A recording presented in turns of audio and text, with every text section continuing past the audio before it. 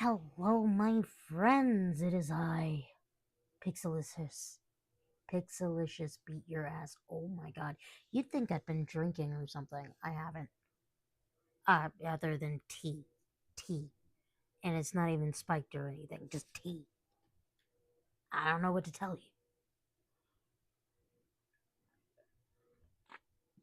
you. Nevertheless, we are on a new game today.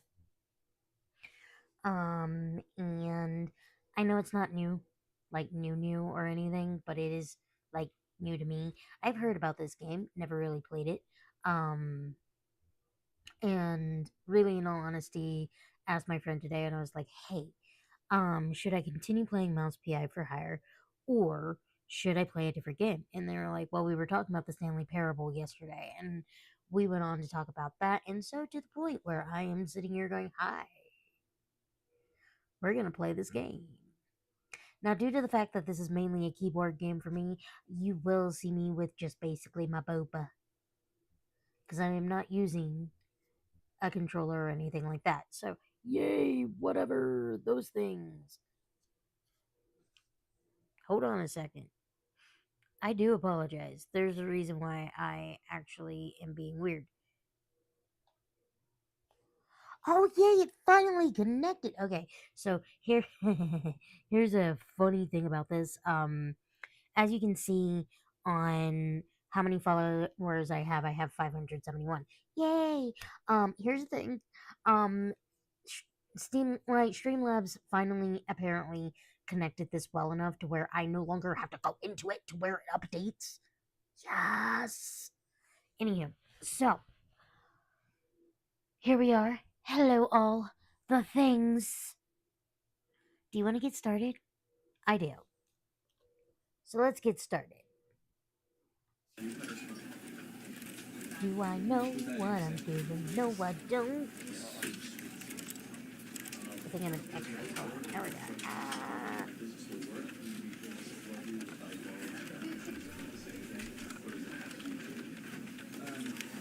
Do hope that everything is set up right. It does look like the desktop audio is working, so yay. I hope not like too loud, but still.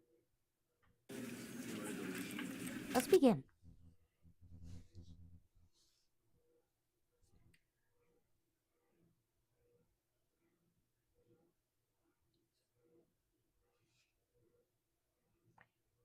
Does it normally have a long loading time like this?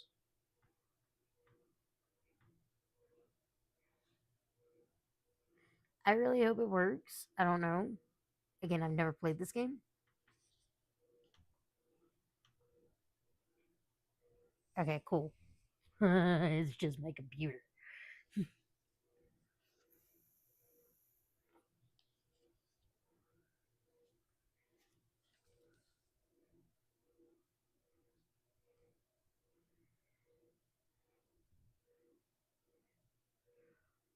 This is the story of a man named Stanley. Stanley worked for a company in a big building where he was employee number 427. Employee number 427's job was simple. He sat at his desk in room 427 and he pushed buttons on a keyboard. Orders came to him through a monitor on his desk, telling him what buttons to push, how long to push them, and in what order. This is what employee 427 did every day of every month of every year. And although others might have considered it soul-rending, Stanley relished every moment that the orders came in, as though he had been made exactly for this job. And Stanley was happy. And then one day, something very peculiar happened. Something that would forever change Stanley. Something he would never quite forget. He had been at his desk for nearly an hour when he realized that not one single order had arrived on the monitor for him to follow. No one had showed up to give him instructions, call a meeting, or even say hi. Never in all his years at the company had this happened, this complete isolation. Something was very clearly wrong. Shocked, frozen solid, Stanley found himself unable to move for the longest time. But as he came to his wits and regained his senses, he got up from his desk and stepped out of his office.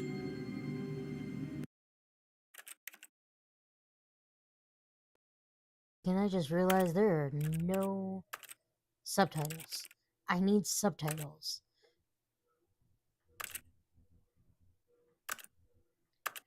Subtitles only, full captions. I want full captions.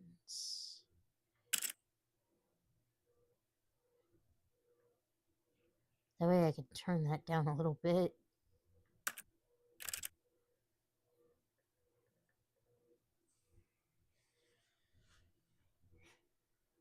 Okay.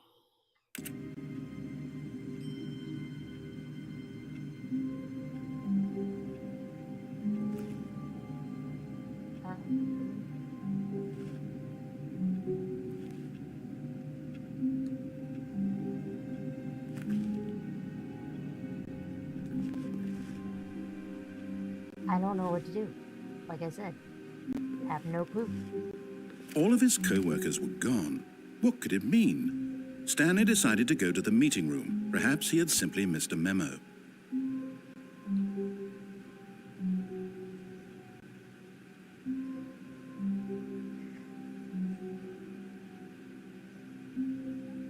Hold on a second.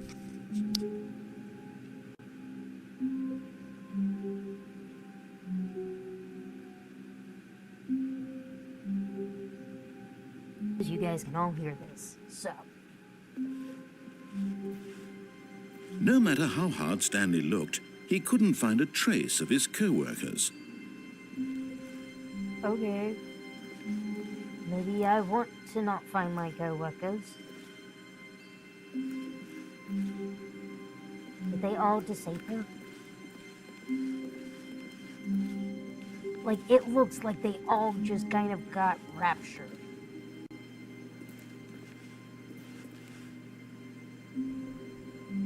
Bro, what did the narrator do?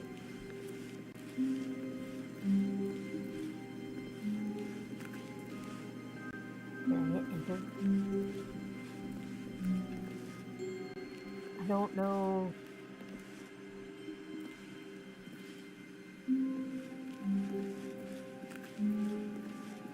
When Stanley came to a set of 2 open doors, he entered the door on his left. Okay.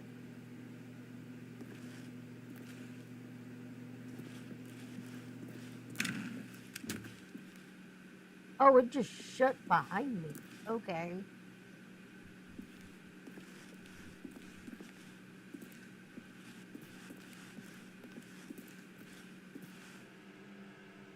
Yet there was not a single person here either. Feeling a wave of disbelief, Stanley decided to go up to his boss's office, hoping he might find an answer there.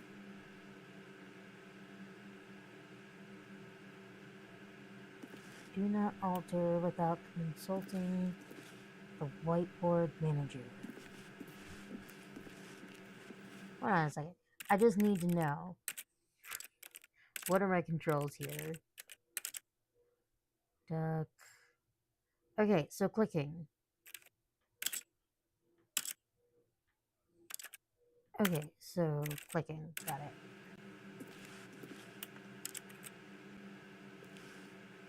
Nope. Everyone is unique. You most of all.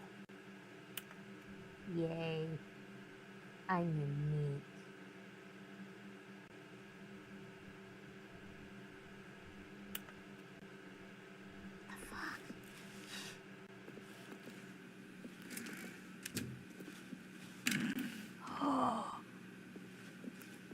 Okay, cool beans.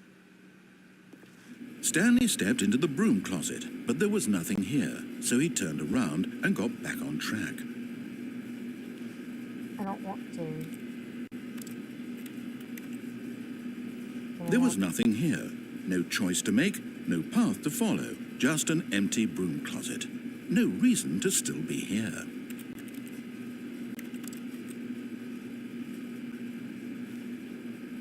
It was baffling that Stanley was still just sitting in the broom closet. He wasn't even doing anything. At least if there was something to interact with, he'd be justified in some way. As it is, he's literally just standing there doing sweet F.A. F.A.? Really? Like, fuck off.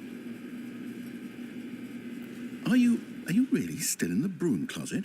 Standing around doing nothing? Why? Please Because I offer me some can. explanation here. I'm genuinely confused.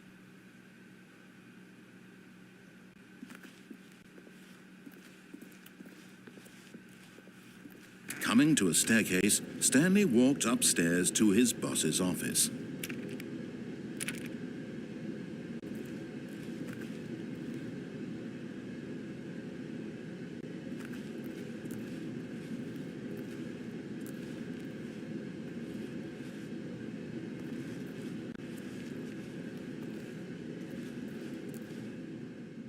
But Stanley just couldn't do it. He considered the possibility of facing his boss. Admitting he had left his post during work hours, he might be fired for that. And in such a competitive economy, why had he taken that risk? All because he believed everyone had vanished? His boss would think he was crazy. And then something occurred to Stanley. Maybe, he thought to himself, maybe I am crazy. All of my co-workers blinking mysteriously out of existence in a single moment for no reason at all? None of it made any logical sense. And as Stanley pondered this, he began to make other strange observations. For example, why couldn't he see his feet when he looked down? Why did doors close automatically behind him wherever he went? And for that matter, these rooms were starting to look pretty familiar. Were they simply repeating? No, Stanley said to himself, this is all too strange. This can't be real. And at last, he came to the conclusion that had been on the tip of his tongue. He just hadn't found the words for it. I'm dreaming, he yelled. This is all a dream. Oh, what a relief Stanley felt to have finally found an answer, an explanation. His co-workers weren't actually gone. He wasn't going to lose his job. He wasn't crazy after all. And he thought to himself, I suppose I'll wake up soon. I'll have to go back to my boring real-life job pushing buttons. I may as well enjoy this while I'm still lucid. So, he imagined himself flying and began to gently float above the ground. Oh, God. Then he imagined himself soaring through space on a magical starfield, and it too appeared. It was so much fun. What the hell? And Stanley marveled that he had still not woken up. How was he remaining so lucid?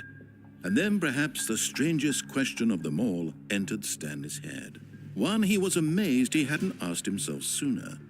Why is there a voice in my head dictating everything that I'm doing and thinking? Now the voice was describing itself being considered by Stanley, who found it particularly strange. I'm dreaming about a voice describing me, thinking about how it's describing my thoughts, he thought. And while he thought it all very odd and wondered if this voice spoke to all people in their dreams, the truth was that, of course, this was not a dream. How could it be? Was Stanley simply deceiving himself, believing that if he's asleep, he doesn't have to take responsibility for himself? Stanley is as awake right now as he's ever been in his life. Now, hearing the voice speak these words was quite a shock to Stanley. After all, he knew for certain, beyond a doubt, that this was in fact a dream. Did the voice not see him float and make the magical stars just a moment ago? How else would the voice explain all that? This voice was a part of himself too. Surely, if he could just... He would prove it. He would prove that he was in control, that this was a dream. So he closed his eyes gently, and he invited himself to wake up. He felt the cool weight of the blanket on his skin, the press of the mattress on his back, the fresh air of a world outside this one. Let me wake up, he thought to himself. I'm through with this dream. I wish it to be over. Let me go back to my job. Let me continue pushing the buttons. Please, it's all I want. I want my apartment, and my wife, and my job. All I want is my life exactly the way it's always been. My life is normal. I am normal. Everything will be fine. I am okay. Is that it?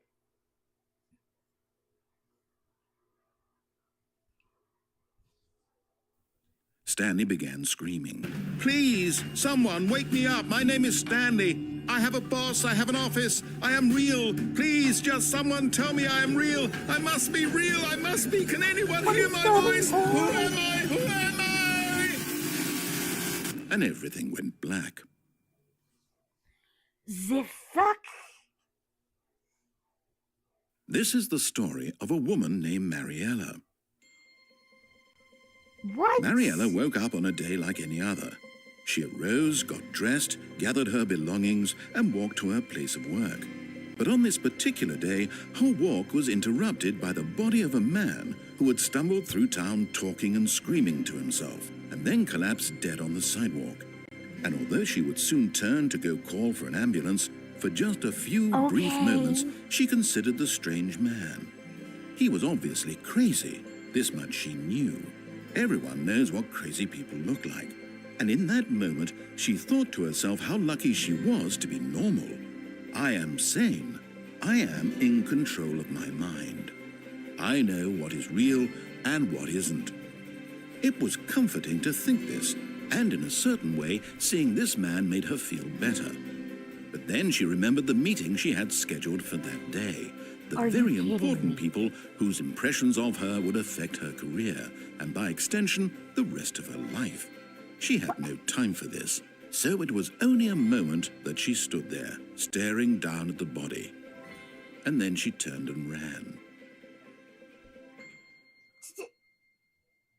What? What? Explain. Explain. Oh my Jeebus.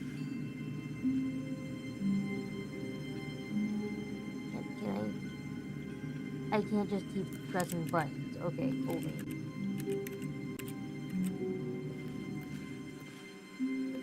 All of his co-workers were gone. What could it mean? Stanley decided to go to the meeting room. Perhaps he had simply missed a memo. Okay. Bro. Not me just being creeped out.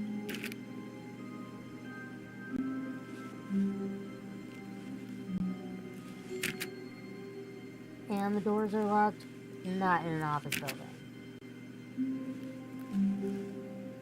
Available input.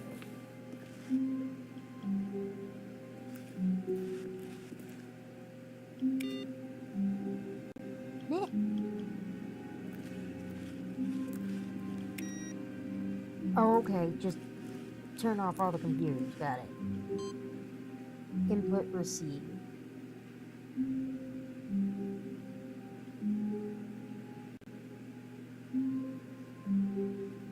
Okay. Not Pixie confused. No, not at all. That would be insane.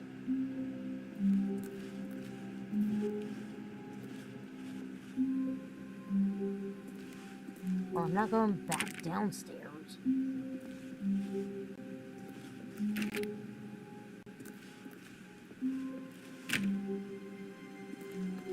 When Stanley came to a set of 2 open doors, he entered the door on his left. Nope. This was not the correct way to the meeting room, and Stanley knew it perfectly well. Perhaps he wanted to stop by the employee lounge first, just to admire it.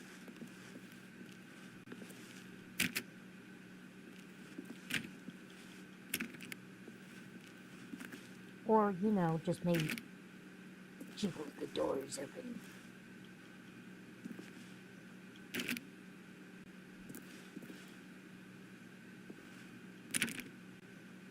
Come on.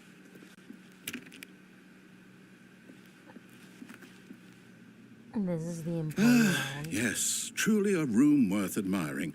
It had really been worth the detour after all, just to spend a few moments here in this immaculate, beautifully constructed room.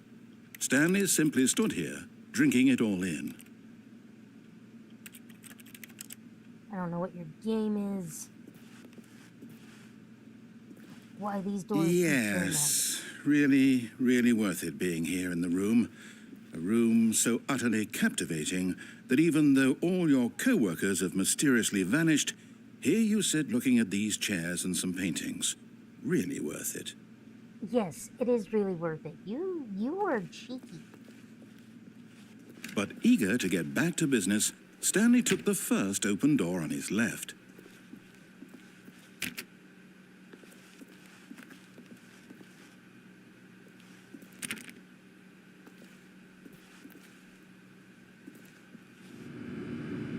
Well, this isn't creepy at all.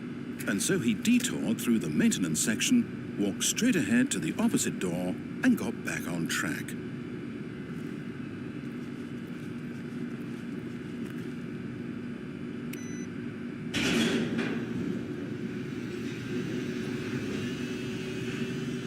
Aha!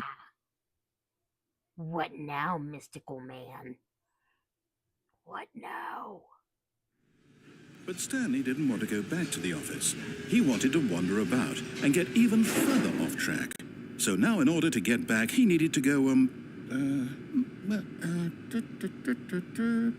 from here, it's, left.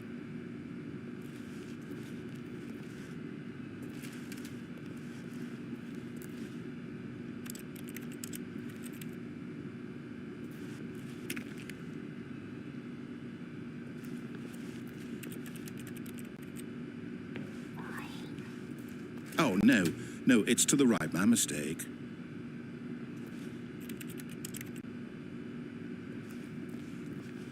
Okay, now you're playing. No, not the right. Why would I have ever said it was to the right? What was I thinking? It's clearly... Oh dear, would you hold on for a minute, please? You don't even know. Now, let's see. We went down, right, left, down, left, right. Yep, okay, yes. I've got it now. This story is absolutely, definitely this way.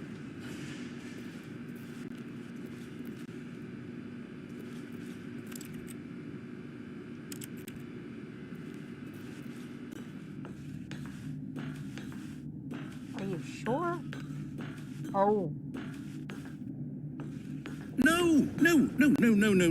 This isn't right at all. You're not supposed to be here yet. This is all a spoiler. Quick, Stanley, close your eyes. Okay.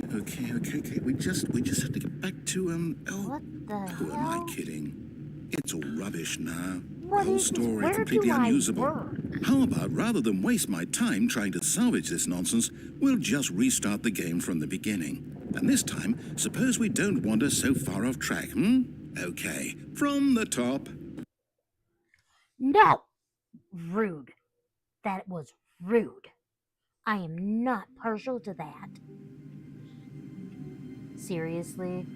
You had to dump me back up here? Rude. Was that on before?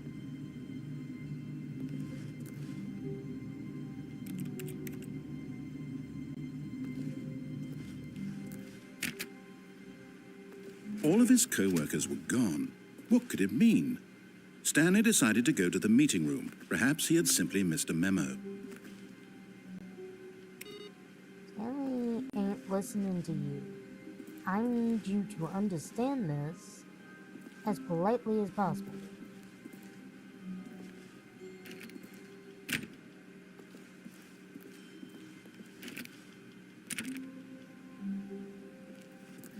You never know if they might open at some point.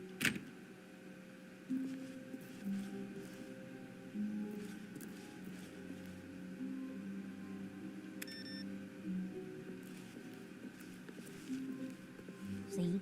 There's an open door right there. Oh, weird, that one's not on.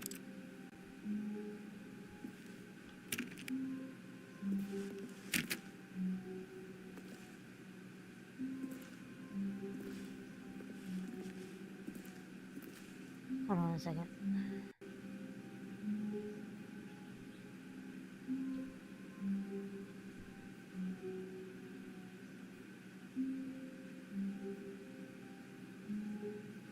Sorry. My bad. Okay, there we go.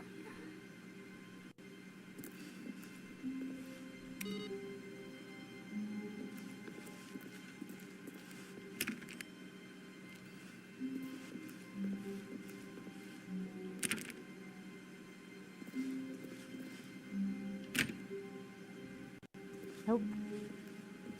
I think these doors would open. When Stanley... Wait, what? No, I restarted. I swear I definitely restarted the game over, completely fresh. Everything should be... Or did something change? Stanley, did you change anything when we were back in that room with all the monitors? Did you move the story somewhere or... Maybe. Hold on. Why am I asking you? I'm the one who wrote the story. It was right here just a minute ago. I know for sure that it's here somewhere.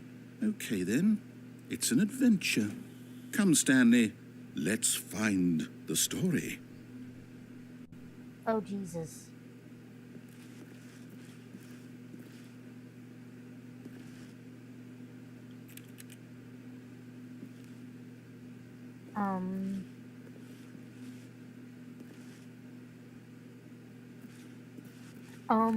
This is difficult.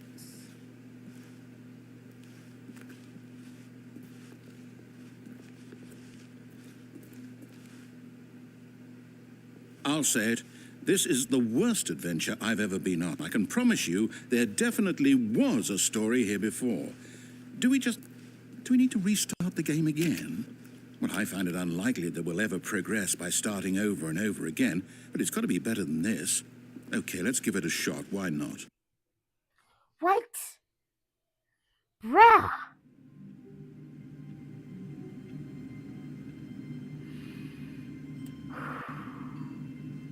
You're on the list.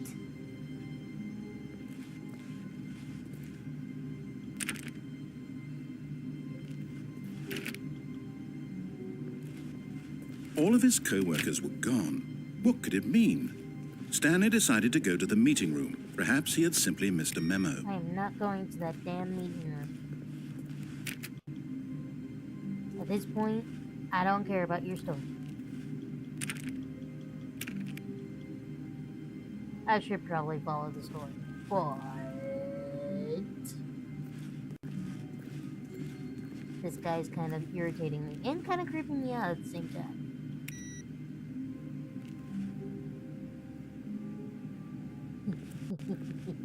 I can tell you really enjoy this narrator. Oh, a little bit.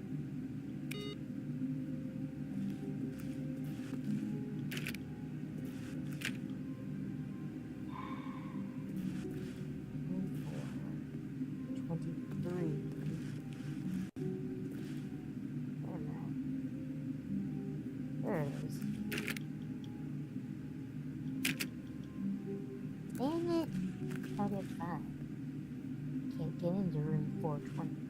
Why? Because this game hits me.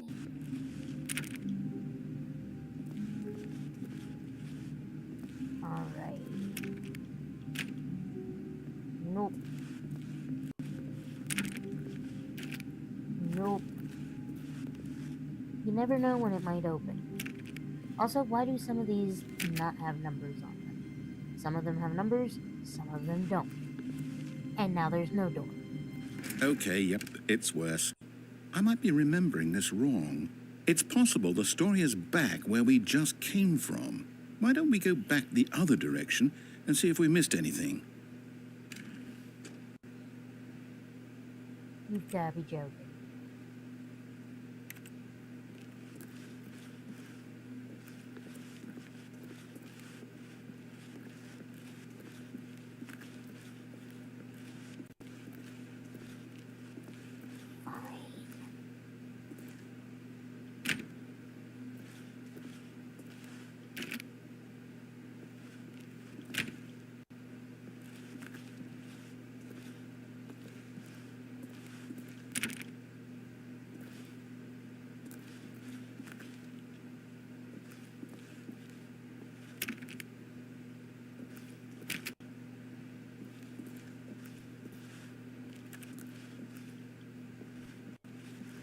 I don't know what I'm doing.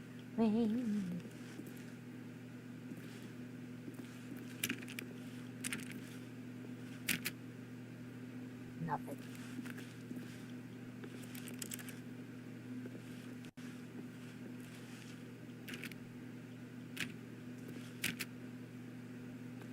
Nothing. Okay, cool beans.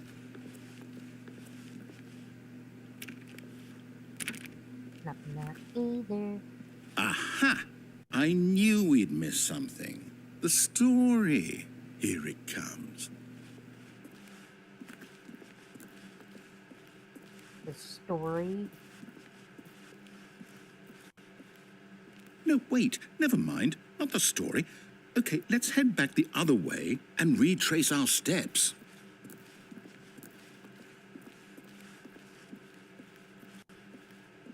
The fuck, bro?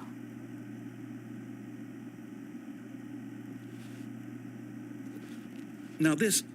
Well, I'll be honest, I don't recognize this place at all. Is this the story? I don't think so. I can't quite recall, but I believe my story took place in an office building. Is that correct? Do you remember, Stanley? Well, do you know what? Since I've completely forgotten what we were supposed to be doing, how about this? You win! Congratulations! I know you put in a lot of hard work, and it really paid off, so good job. Oh, no. No, I don't feel right about this at all. We both know you didn't put in any actual work for that win. Some people win fair and square, and this was not one of those situations. Okay? Bruh. I'm getting weirded out by whatever this place is. I don't care what might happen this time. I have to restart. You have already restarted me at least 4 times. The Stanley Parable. All right, I've got a solution. This time, to make sure we don't get lost, I've employed the help of the Stanley Parable Adventure Line. Just follow the line. How simple is that?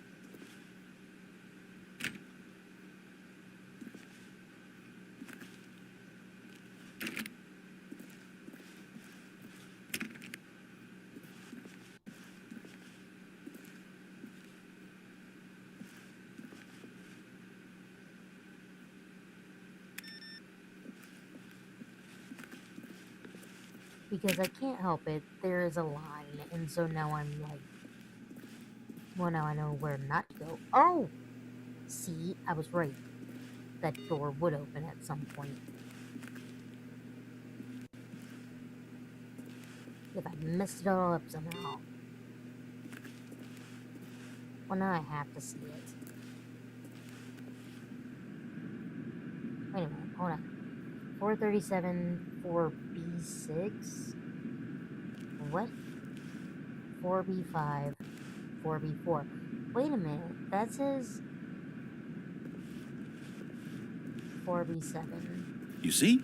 The line knows where the story is. It's over in this direction. Onward, Stanley, to destiny.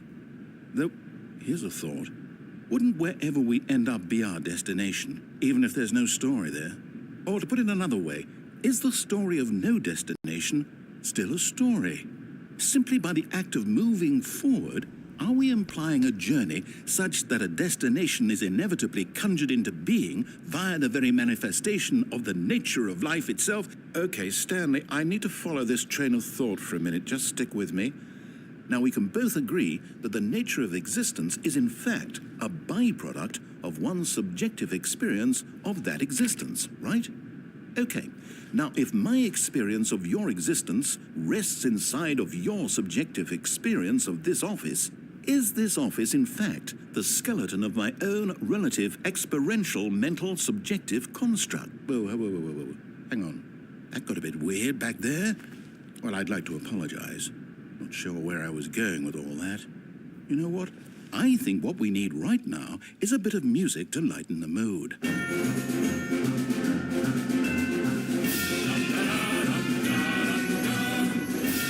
What the hell?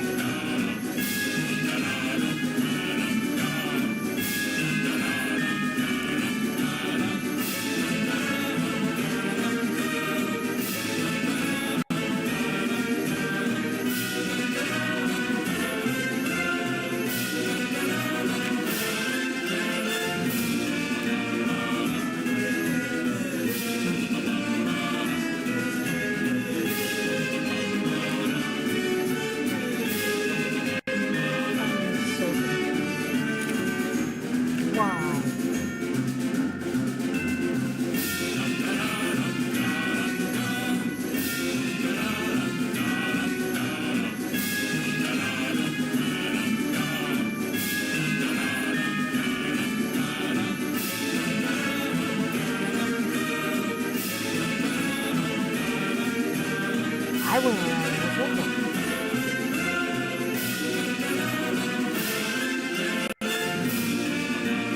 So you're gonna force me to go this route. Okay. I mean, look, you even blocked that off.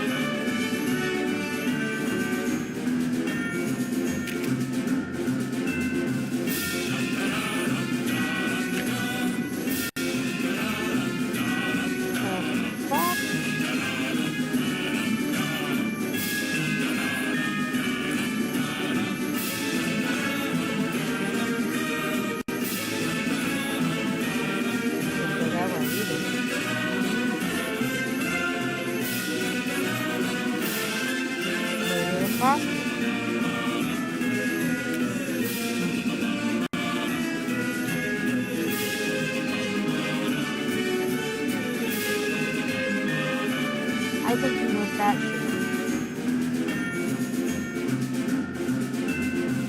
He did. He went crazy.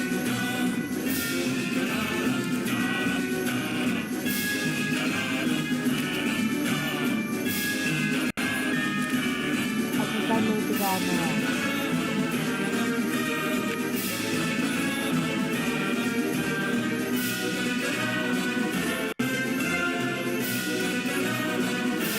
Yeah, I think I made the guy mad.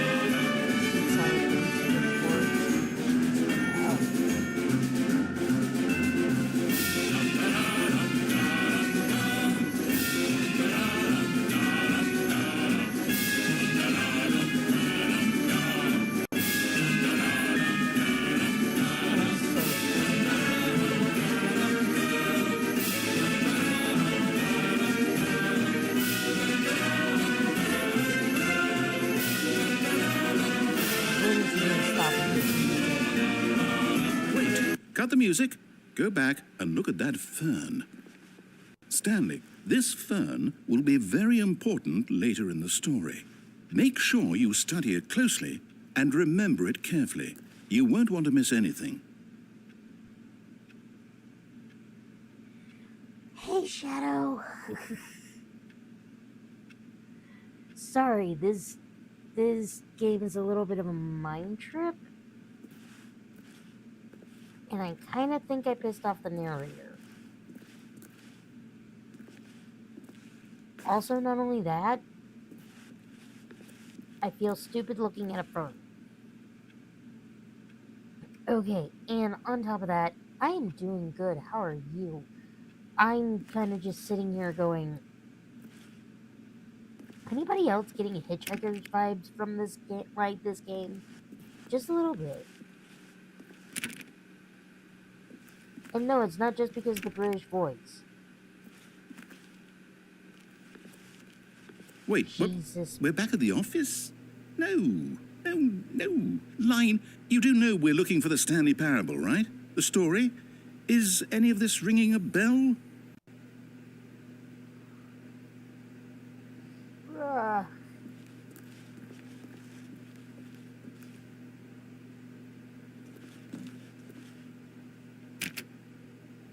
Okay. Come on.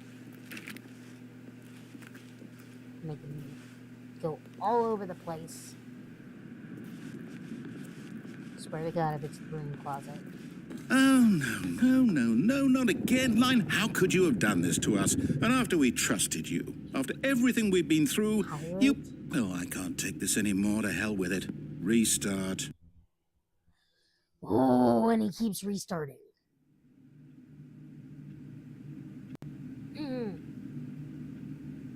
What number am I? I am 427. Okay, I'm gonna remember that, probably. At this point, I'm gonna You follow know the what, line. Stanley? I say forget the adventure line. What's it ever done for us? We're intelligent people, right? Why can't we make up our own story? Something exciting, daring, mysterious. Ooh, this all sounds perfectly doable. Why don't we simply start wandering in, well, I don't know. How about this direction? Thank you! Thank you! I am gonna say Felicito City. I hope I'm getting that right. If I'm not, I am so sorry. But no, right? Thank you. Oh my god. Okay, so thank you. Thank you. I like knowing that these are things I like knowing. Because oh my god, I love Hitchhiker's Guide, Now, and I'm sitting here yes, going like, this is dude, exciting. Just this me and Stanley narration forging a new style. path, a new story. Well, it could be anything. What do you want our story to be? Go wild. Use your imagination. Whatever it might be, Stanley, I'm ready for it. I don't feel like you are. I feel like you're trying to have my dump. Are you serious?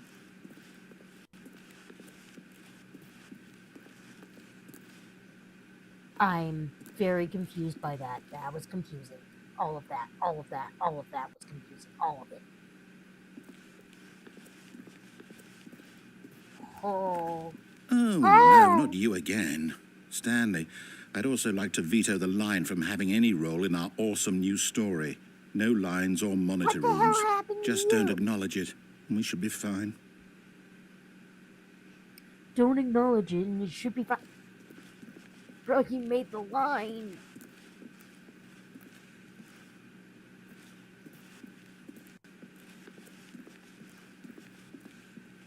I mean, I can't ignore it. Okay, now I can. The hell? A choice. We get to make a decision. From here, the story is in our control. How important we mustn't squander the opportunity. In fact, I believe I need a minute to think here. Just walk in circles for a minute. Okay, so I know that each door has to lead somewhere, which means that somewhere, the place where we're trying to go, there must be a reverse door that leads here.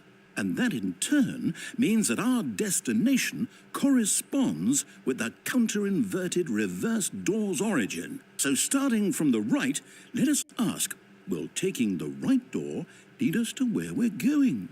And since the answer is clearly yes, then by all accounts, the door on the right is the correct one. Another victory for logic. Come, Stanley, our destiny awaits. I'm so confused. Why are we going to the right door? Maybe I want to go through the left door. The confusion ending. Oh, hold up, what's this? The confusion ending. You're telling me that's what this is? It's all one giant ending? And we're supposed to restart the game, what, eight times? That's really how all this goes? It's all determined? So now, according to the schedule, I restart again. Then what? Am I just supposed to forget? Well, what if I don't want to forget? Okay. My mind goes blank simply because it's written here on this thing. Don't restart wall. it. It's fine. We're gonna be fine. We're gonna Who be consulted okay. me? Why don't I get to decide? Why don't I get a say in all of this? Is it really? No, it can't be. You can open a door. I don't want it to be. I don't want the game to keep restarting. I don't want to forget what's going on. You can I don't want open to be another trapped door. like this. I won't restart the game. I won't do it. I won't do it. I won't do it. Then don't. And the timer stopped? Does that mean, did we do it? Did we break the cycle? The, whatever it is that made this schedule? Open up a different door. How would we even know? Will someone come for us? Will something happen? So, okay. I guess now we just wait. You know, I suppose in some way that this is a kind of story, wouldn't you agree? I'm not quite sure if we're in the destination or the journey, though they're always saying that life is about the journey and not the destination. So I hope that's where we are right now. We'll find out, won't we? Thank you. Eventually. I'm Well, glad in the because I'm sitting meantime... here going, I'm okay. I'm okay. He restarted the game again. Dude, you didn't have to restart the game. You could have opened up a different door. Different door. But yeah, no, whenever somebody tells me to do something, I tend to do the opposite. And he told me to go to my boss's office. I didn't want to go to my boss's office, so I did.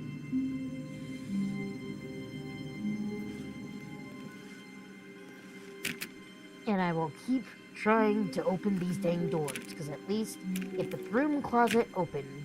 All of his co-workers were gone. What could it mean? Stanley decided to go to the meeting room. Perhaps he had simply missed a memo. We're not doing this again. I could go the right please. Way. Are you really just doing this for the achievement? Click a door 5 times. Is that all that you think an achievement is worth? No. I can't just give these merits away for such little effort. A measly 5 clicks. Now suppose you were to click the door 20 times. I would say that's the kind of effort that warrants recognition. Bruh, you don't want to test me.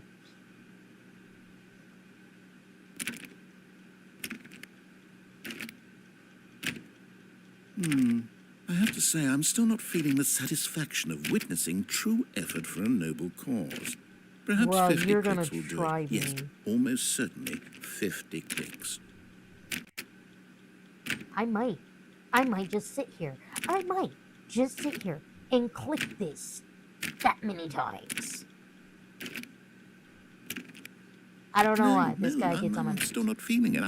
I want this achievement to have meant something. It has to be a true reward for valiant effort. I want to see some hustle, Stanley. I want to see commitment, a willingness to go all the way, no matter what the cost. Why don't you go put 20 clicks into door number 417? You know what? No.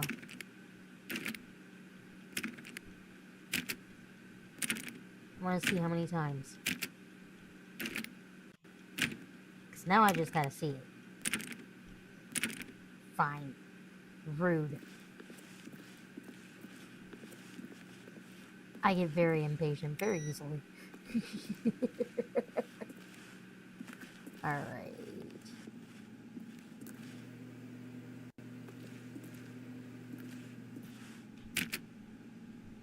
Because I have to click that one too.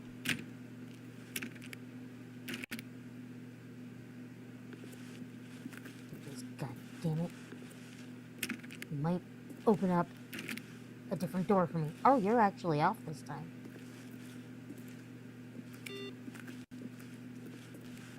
And you know what? Just for that, I'm shutting off all your computers. Except for that one, because I apparently can't. And I'm clicking the wrong buttons. Oh, here you are. Ha ha ha, bitch. Oh, great. Now, go click a few times on door 437. Which one did he say? 443?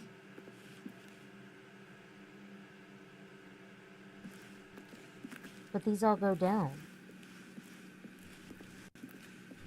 When Stanley came to a set of 2 open doors, he entered the door on his left. Bitch! This was not the correct way to the meeting room, and Stanley knew it perfectly well. Perhaps he wanted to stop by the employee lounge first, just to admire it. It's 447. Hold on. Okay, cool. Dang it! These are going up. I don't like that these are going up. Why are these going up? These were supposed to be going down. Oh. Rude. So much rude. Wait. Was it 443 or 445?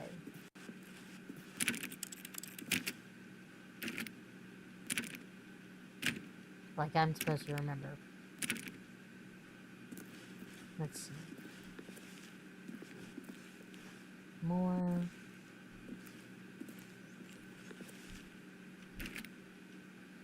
Hi, bestie. Streaming. Yeah, Stanley Parable is on the computers.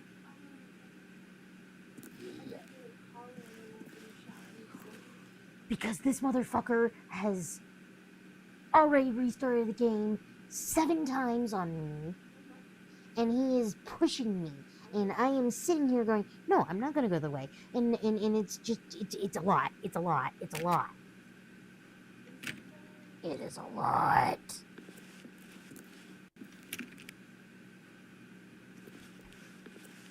Wow. Yes. Then This let me room. get a soda. What a beautiful room. What a gorgeous, gorgeous room. Thank goodness Stanley had taken this detour on his way to the meeting room. Life without having experienced this room was now too horrible even to consider. Give me a soda. Yes, but eager to get back to business, Stanley took the first open door on his left.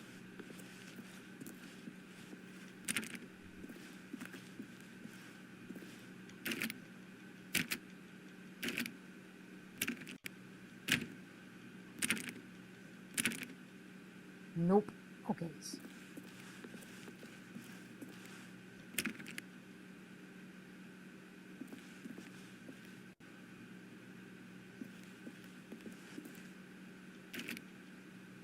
Why?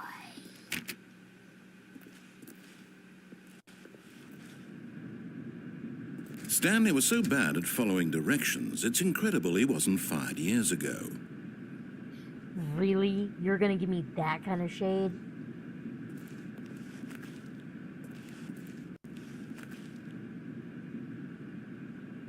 I should probably follow his instructions. At the same time, though, I don't really want to. Probably not. Because it's so much more fun exploring. Look, Stanley, I think perhaps we've gotten off on the wrong foot here. I'm not your enemy, really, I'm not. I realize that investing your trust in someone else can be difficult, but the fact is that the story has been about nothing but you all this time. There's someone you've been neglecting, Stanley. Someone you've forgotten about. Please, stop trying to make every decision by yourself. Now, I'm not asking for me, I'm asking for her. Asking for who? Who are you even talking about? This is it, Stanley. Your chance to redeem yourself, to put your work aside, to let her back into your life. Let who? She's been waiting. She's been waiting. Who? Who? Who? You have not told me.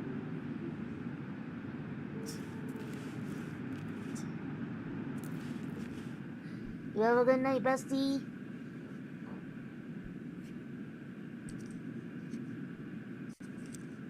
I'm not sure if that's ruffling hard enough, and I'm so sorry. He's not helpful. Okay, fuck it. What's going on? Not my mic being an ass.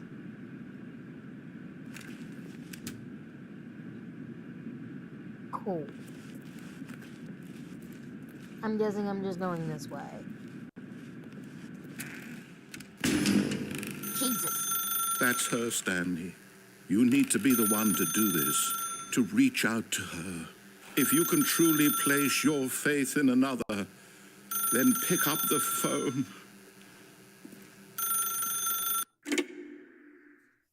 I don't even know.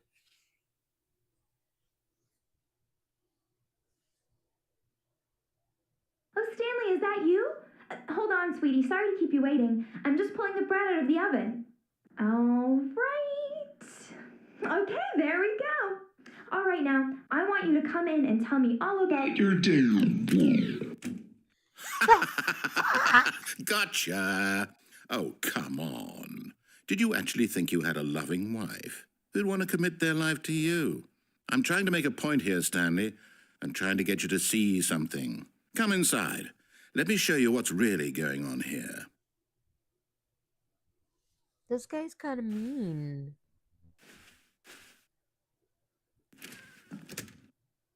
This is a very sad story about the death of a man named Stanley.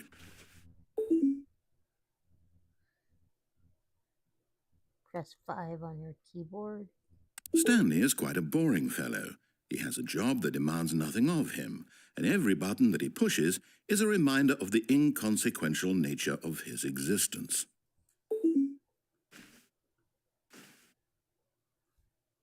Look at him there, pushing buttons, doing exactly what he's told to do. Now he's pushing a button. Turning into the now office. He's eating lunch. Now he's going home. Now he's coming back to work. One might even feel sorry for him, except that he's chosen this life. But in his mind, he can go on fantastic adventures. From behind his desk, Stanley dreamed of wild expeditions into the unknown, fantastic discoveries of new lands. It was wonderful, and each day that he returned to work was a reminder that none of it would ever happen to him. That is so creepy. And so he began to fantasize about his own job. Okay. First, he imagined that one day while at work, he stepped up from his desk to realize that all of his co-workers, his boss, everyone in the building had suddenly vanished off the face of the earth. The thought excited him terribly. So he went further. He imagined that he came to 2 open doors and that he could go through either. At last, choice. It barely even mattered what lay behind each door. The mere thought that his decisions would mean something was almost too wonderful to behold. As he wandered through this fantasy world, he began to fill it with many possible paths and destinations. Down one path lay an enormous round room with monitors and mind controls. And down another was a yellow line that weaved in many directions. And down another was a game with a baby. And he called it the Stanley Parable. Oh my god. You rude-ass motherfucker. It was such a wonderful fantasy, and so in his head he relived it again, and then again, and again, over and over, wishing beyond hope that it would never end, that he might always feel this free. Surely there's an answer down some new path, mustn't there be? Perhaps if he played just one more time.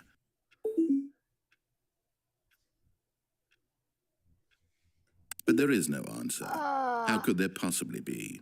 In reality, all he's doing is pushing the same buttons he always has. Nothing has changed. The longer he spends here, the more invested he gets, the more he forgets which life is the real one.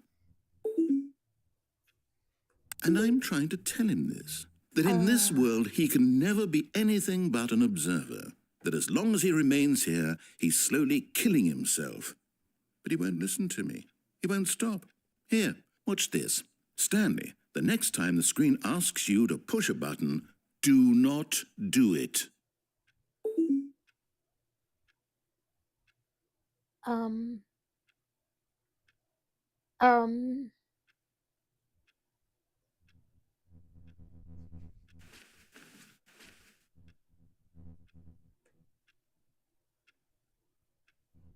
gonna have to. Aren't I?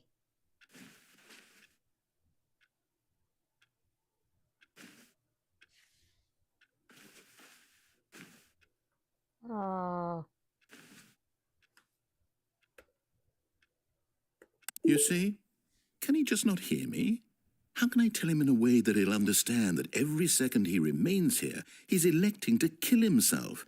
How can I get him to see what I see? How can I make him look at himself? I have to question nothing. I suppose I can't, not in the way I want him to. But I don't make the rules. I simply play to my intended purpose, the same as Stanley. We're not so different, I suppose. I'll try once more to convey all this to him. I'm compelled to. I must. Perhaps, well, maybe this time he'll see. Maybe this time. and I tried again. Please And Stanley pushed a die. button. And I tried again, and Stanley pushed a button. And I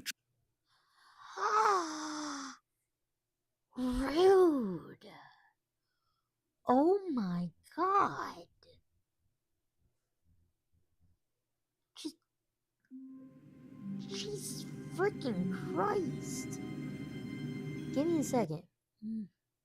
Yes, the game is now paused. Thank you so freaking much. Give me a moment. I will be right back.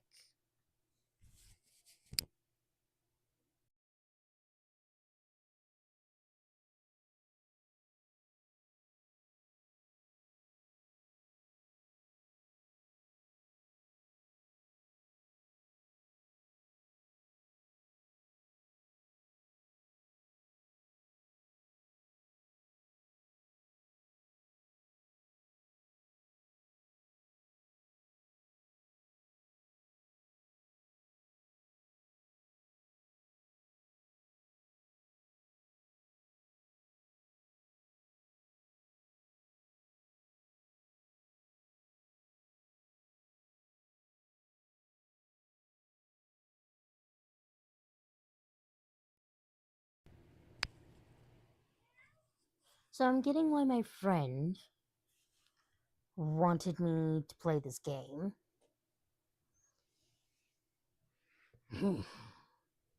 This is definitely a perfect game for somebody as obstinate as I am. Not gonna lie. Okay, bitch.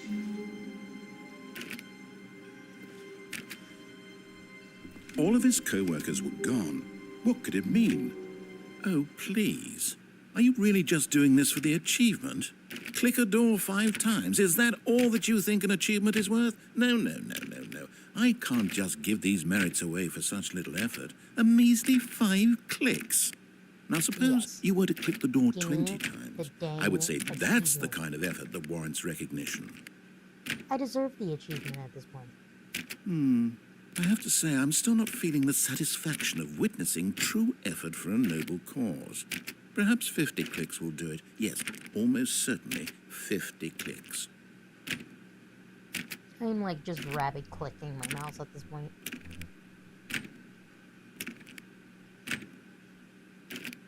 No, I'm still not feeling it. I want this achievement to have meant something. It has to be a true reward for valiant effort. I want to see some hustle, Stanley. I want to see commitment, a willingness to go all the way, no matter what the cost. Why don't you go put 20 clicks into door number 417? I don't like you.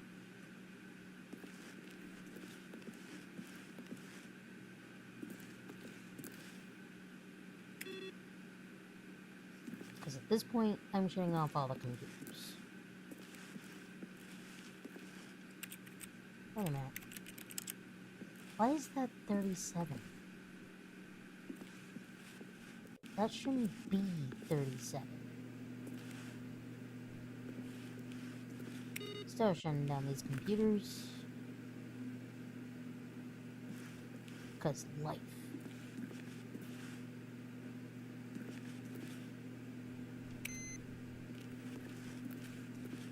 And at this point, I just want to piss him off.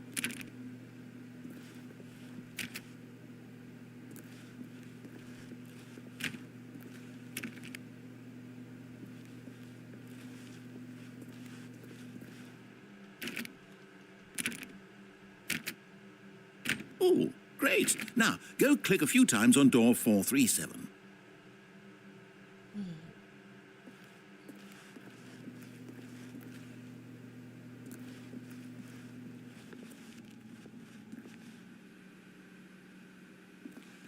Excellent.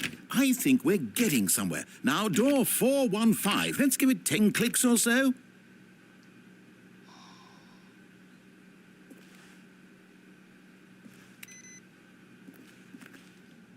At this point, I'm gonna. Said 415. So that's 417.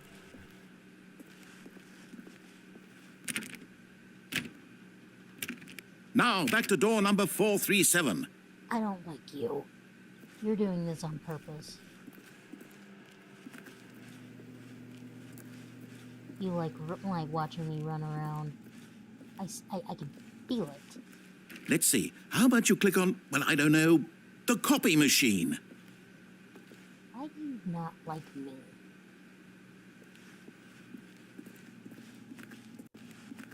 Copy machine.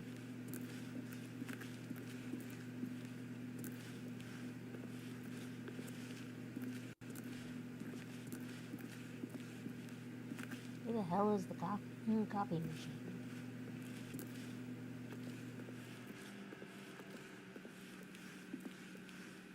Nope, not going that way. He said copy machine. There's gotta be a copy machine around here. Where would I be if I was copy machine? Wait, I can't click on the copy machine.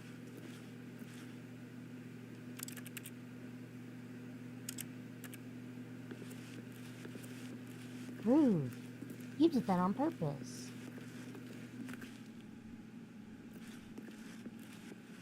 Ha! All right, back to room 417. I'm really feeling it now. I think we're getting somewhere. I don't like you.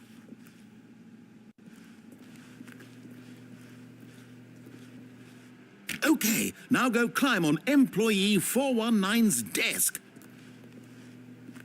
Why?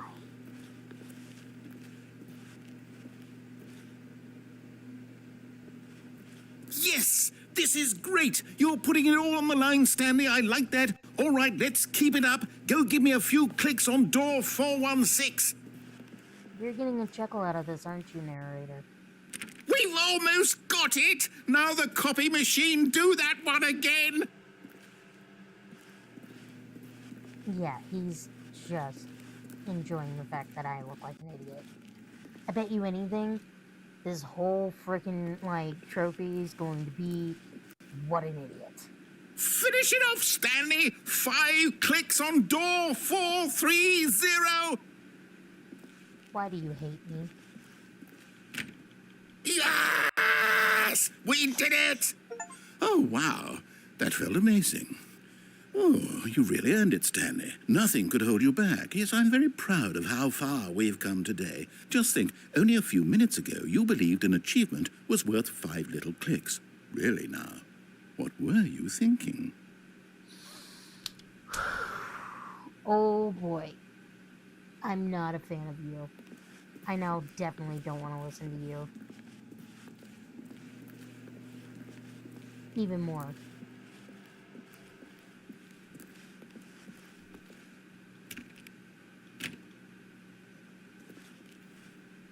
When Stanley came to a set of 2 open doors, he entered the door on his left. This was not the correct way to the meeting room, and Stanley knew it perfectly well. Perhaps he wanted to stop by the employee lounge first, just to admire it. Totally. That is totally what I want to do. I want to piss you off almost as bad as you're pissing me.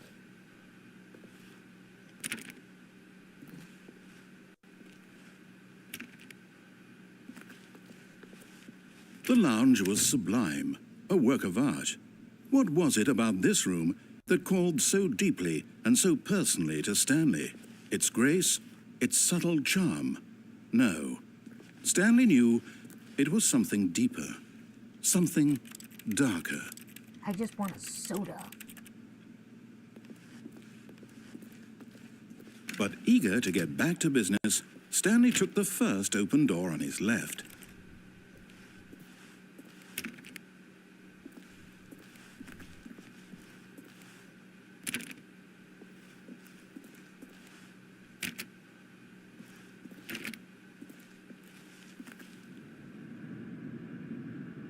That will probably give me the same, I don't know. And so he detoured through the maintenance section, walked straight ahead to the opposite door, and got back on track.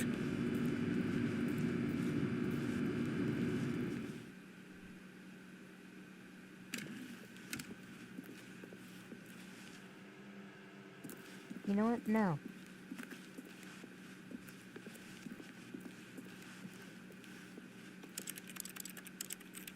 No.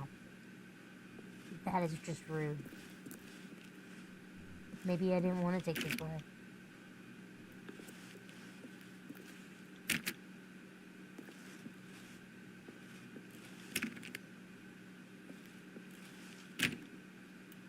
Oh. Yet there was not a single person here either. Feeling a wave of disbelief, Stanley decided to go up to his boss's office, hoping he might find an answer there. Oh, no, not again. I won't be part of this. I'm not going to encourage you. I'm not going to say anything at all. I'm just going to be patient and wait for you to finish whatever it is you enjoy doing so much in this room. Please take your time. I will. I will take my time. I don't think that you will be patient. Because why do you not want me to be in this broom closet?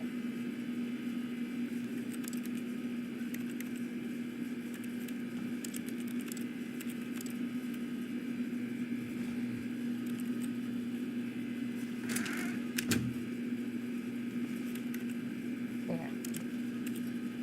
What are you gonna do now?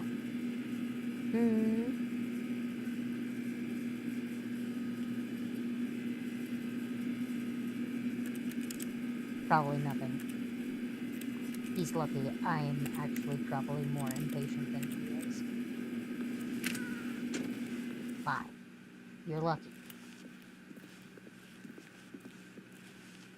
Coming to a staircase, Stanley walked upstairs to his boss's office. Only because I don't know what's upstairs. Not because you told me to. Seriously?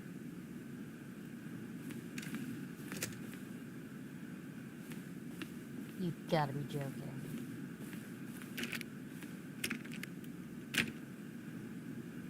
You can't even use the executive bathroom? That's rude.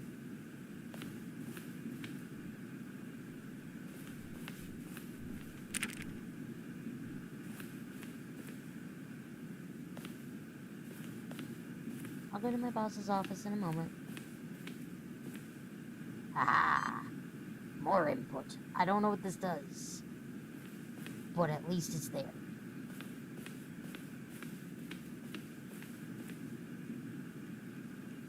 I didn't even pick up paper, dude. Stepping into his manager's office, Stanley was once again stunned to discover not an indication of any human life. Shocked, unraveled, Stanley wondered in disbelief who orchestrated this. What dark secret was being held from him? What he could not have known was that the keypad behind the boss's desk guarded the terrible truth that his boss had been keeping from him. And so the boss had assigned it an extra secret PIN number, 2845. But of course, Stanley couldn't possibly have known this. Stanley couldn't have possibly known this except for, you know, person.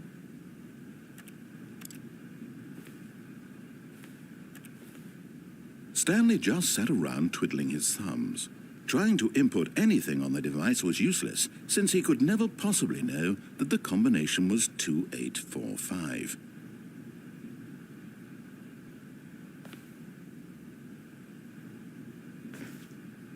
$2845. Okay, cool. But where? You ass?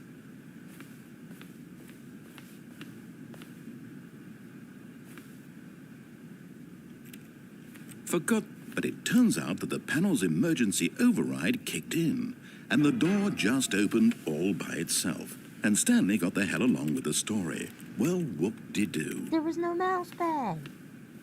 What was I supposed to do? Did you mean right there? That was not very apparent. Just saying.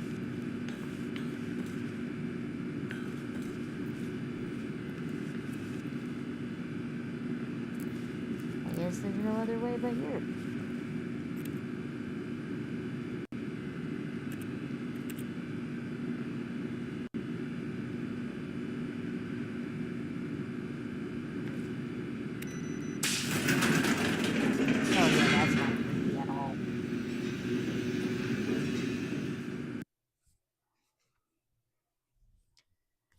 Okay.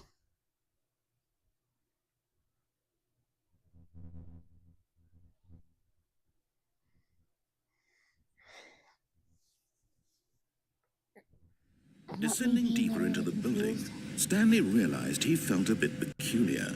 It was a stirring of emotion in his chest, as though he felt more free to think for himself, to question the nature of his job. Why did he feel this now, when for years it had never occurred to him? This question would not go unanswered for long.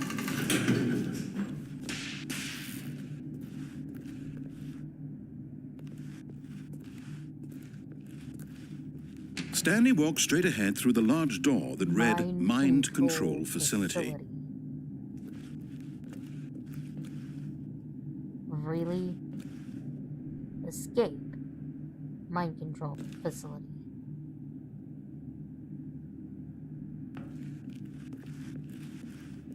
Although this passageway had the word escape written on it, the truth was that at the end of this hall, Stanley would meet his violent death.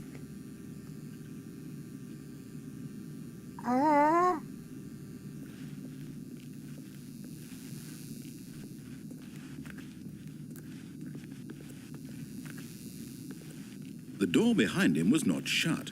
Stanley still had every opportunity to turn around and get back on track.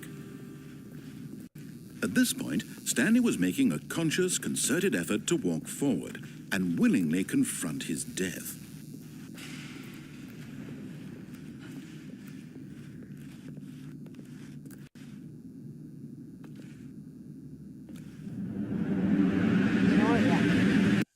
Why not?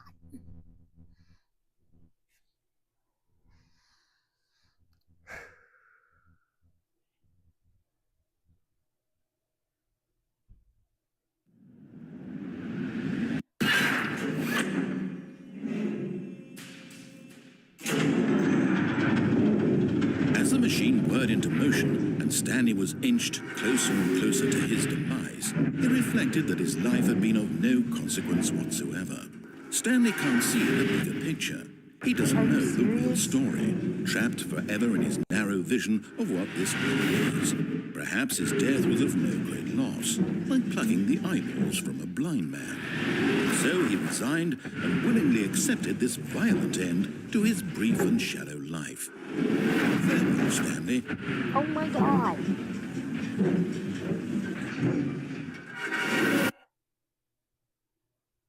Farewell, Stanley, cried the narrator, as Stanley was led helplessly into the enormous metal jaws. In a single visceral instant, Stanley was obliterated as the machine crushed every bone in his body, killing him instantly. What?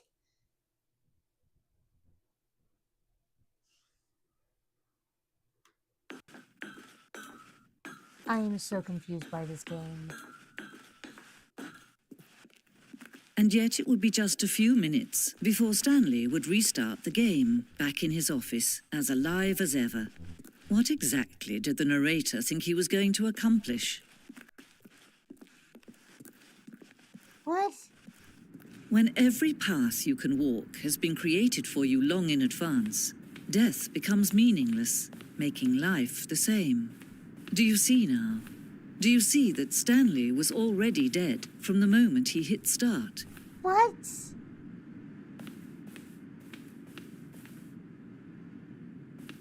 I'm so confused. Nature paintings.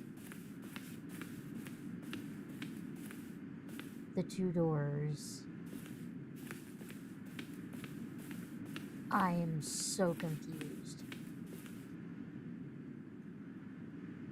Office layout. This blueprint shows the office from the beginning of the game. The path from Stanley's office to the two doors was the first part of the game that was built. Sections have been added and altered throughout the development, and though the core layout remains almost identical from its first iteration.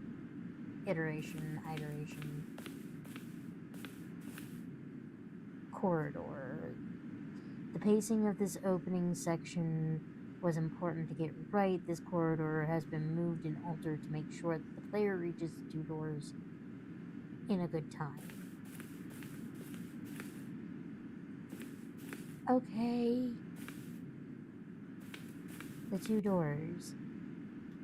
The set of the 2 doors was the very first concrete piece of the Stanley Parable's design. Once this room was created, the rest of the game emerged as an extension of it and exploration of the contradiction this room posed.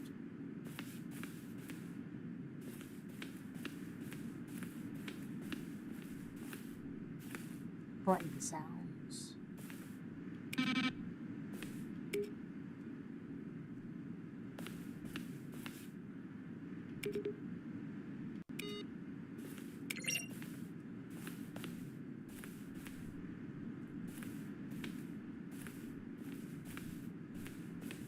Credits. Alright. I don't...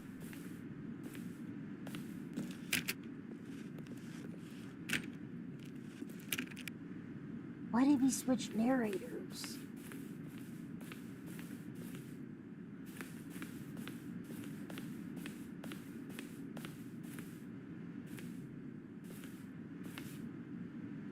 Boss's office. Screens from the development of the boss's office. The office clock. Is this the ending? I am very confused.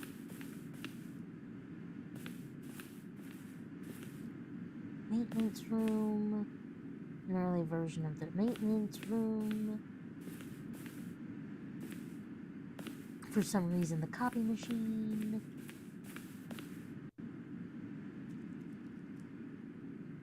Larger words. These are screenshots of the Stanley Parable HD remix. More endings, fewer endings. Point is to win. Am I going crazy?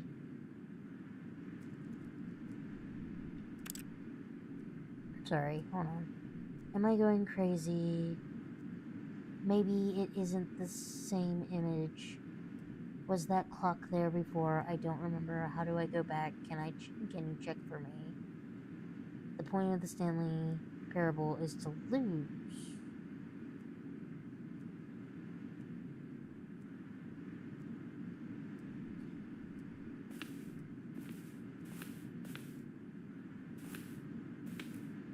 Large words. What the hell?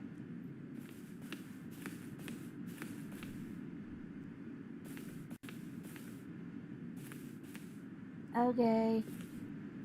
Early development, we designed an ending where Stanley would end up on a battlefield fighting aliens. The action game would become sentient and would rage roar against the narrator. We realized shortly after starting to build it that it was far too jokey and on the nose for the tone of the game. Plus, some people interpreted it as making fun of people who like shooters, which was not our intention. I mean,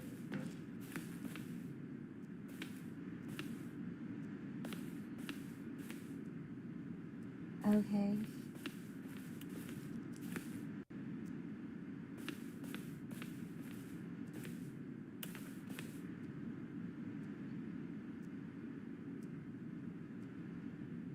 How?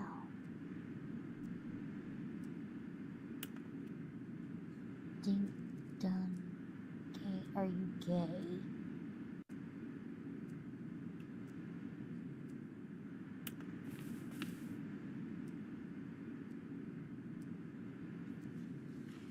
This is very meta, and I'm just like sitting here going, okay. Very confuzzled.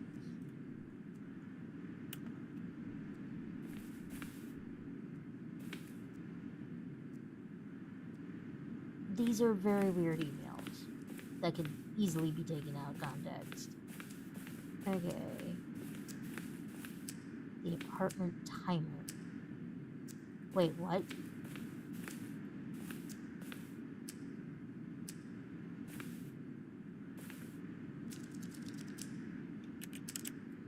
Okay, cool. That's not actually going to do anything. Cool beans. The cargo lift. More. Okay, cargo lift. Got it. I'm not gonna lie, this is gonna be really bad because I get lost very easily.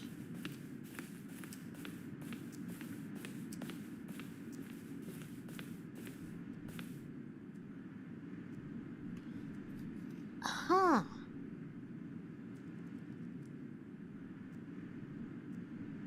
One option.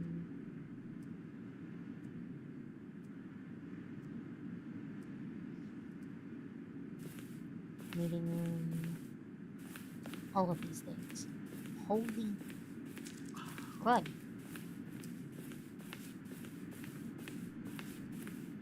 How do I get out of here?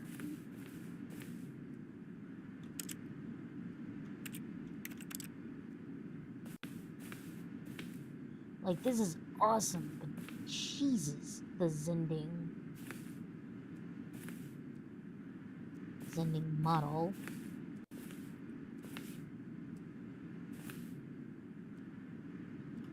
This room represents the fourth version of the ending, and we thought it was complete, but decided to abandon and change it again shortly. Okay. That's the escape menu.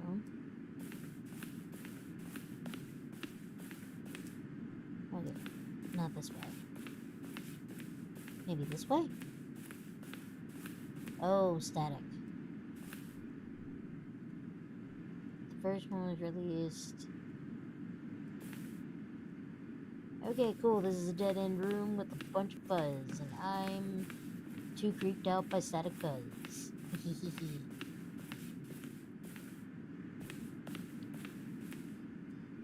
Monitor room.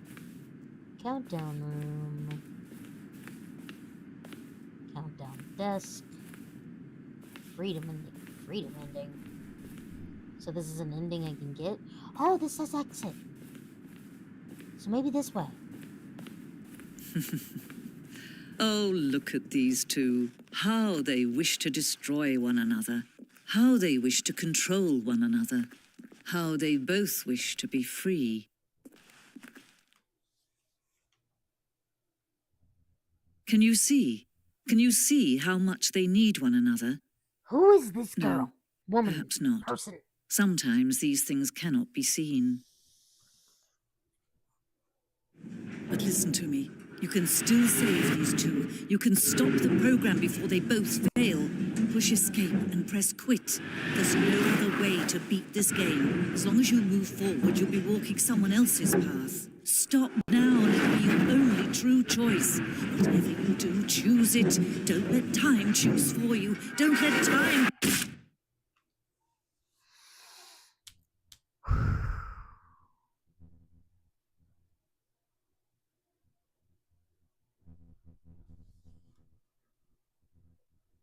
I don't...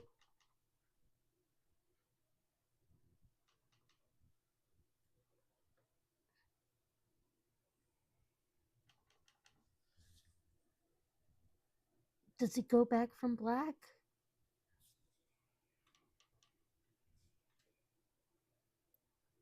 Begin the game again. I don't...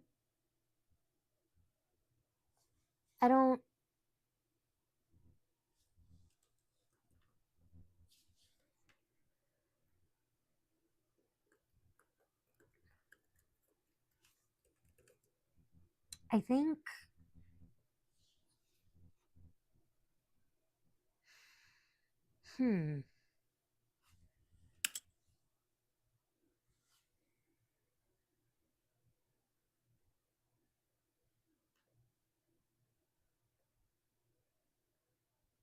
Yeah.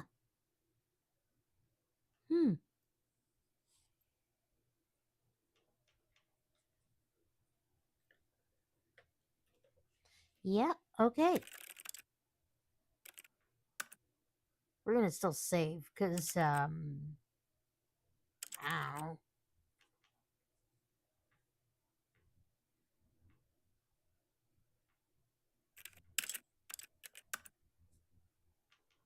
Can I save it?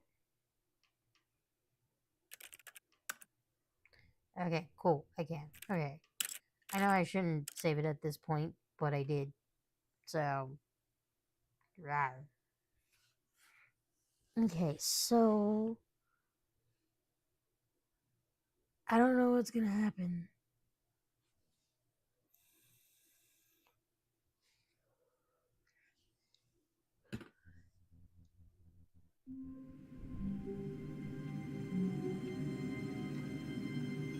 Okay.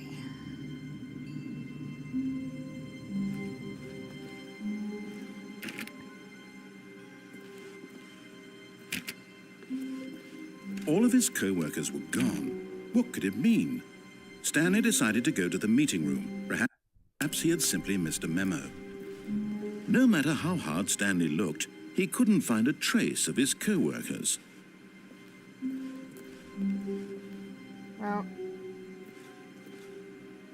what the hell? That was weird.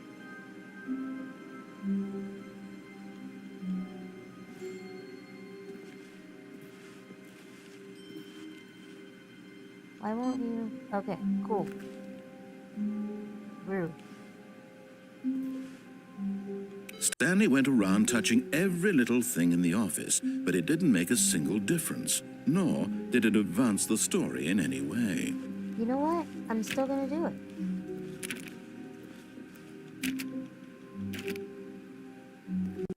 Because I don't care. You wrote the thing, and I'm going to do the things. All the things. And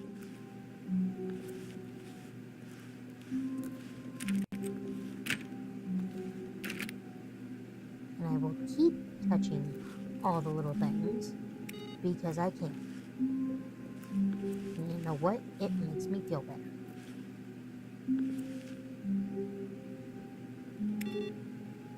Turn you off still. Because I don't know what that does. But it's doing something.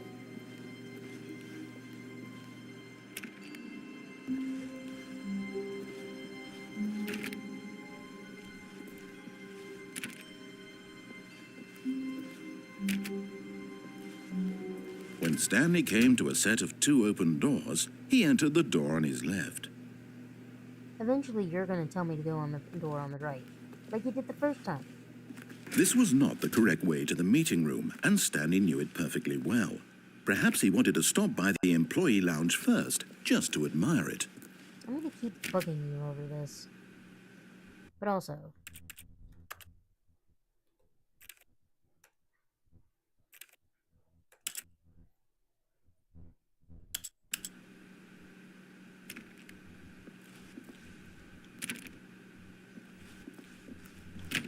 we're going to keep doing this, buddy. Until you open one of these damn doors for me.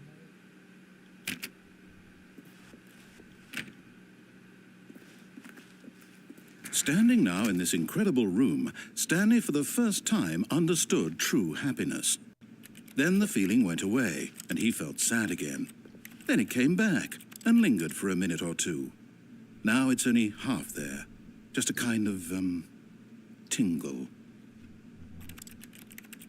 You know, if you would give me the dang soda, I But don't eager feel to like get I'd back be to that business, big of a fucking Stanley rock. took the first open door on his left.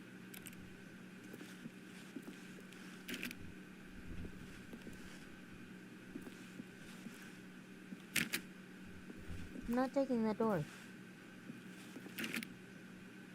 Not this time. Stanley was so bad at following directions, it's incredible he wasn't fired years ago. You said that the first time.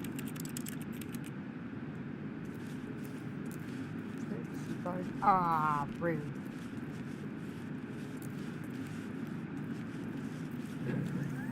Look, Stanley, I think perhaps we've gotten off on the wrong foot here. I'm not your enemy, really, I'm not. I realize that investing your trust in someone else can be difficult, but the fact is that the story has been about nothing but you all this time. There's someone you've been neglecting, Stanley. Someone you've forgotten about. Please, stop trying to make every decision by yourself. Now, I'm not asking for me, I'm asking for her. This is it, Stanley. Your chance to redeem yourself. To put your work aside, to let her back into your life. She's been waiting.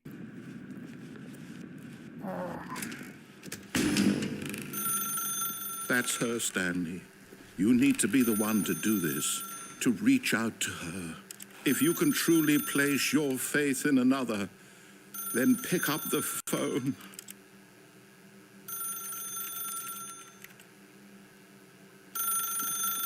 I don't want to pick up the phone. As Stanley picked up the phone, a white light engulfed him, filling him not just with radiance, but with hope. Hope for a life reunited one... Wait. Oh, goodness. Stanley, did you just unplug the phone? No, that wasn't supposed to be a choice. How did you do that? You actually chose incorrectly. I didn't even know that was possible. Let me double-check. No, it's definitely here, clear as day. Stanley picks up the phone. He's taken to his apartment where he finds his wife, and the two pledge themselves to one another. Music comes in, fade to white, roll credits. Not picking up the phone is actually somehow an incorrect course of action. How is that even possible? None of these decisions were supposed to mean anything. I don't understand. How on earth are you making meaningful choices? What did you... Wait a second. Did I just see... No, that's not possible. I can't believe it. How had I not noticed it sooner? You're not Stanley. You're a real person. I can't believe I was so mistaken. This is why you've been able to make correct and incorrect choices. And to think I've been letting you run around in this game for so long. If you'd made any more wrong choices, you might have negated it entirely. It's as though you completely ignored even the most basic safety protocol for real-world decision-making. Or did you not grasp the severity of the situation? Well, I won't have that kind of risk on my watch. I'm going to stop the game for a moment so we can educate you properly on safe decision-making in the real world. Please observe this helpful instructional video. Are you serious? Choice. It's the best part of being a real person. Are you serious? But if used incorrectly, can also be the most dangerous. For example, in this scenario, a hypothetical real person named Stephen has a choice. He could spend years helping improve the quality of life for citizens of impoverished third-world nations. Or he could systematically set fire to every orphan living in a 30-kilometer radius of his house. Which choice would you make? Remember that unlike here, the real world makes sense, and at no time should you make a choice that does not conform to rational logic. If you find yourself speaking with a person who does not make sense, in all likelihood, that person is not real. Allow the person to finish their thought, then provide an excuse why you cannot continue talking. Turn to a partner and practice saying, "My goodness, is it 4:30? I'm supposed to be having a back, sack, and crack."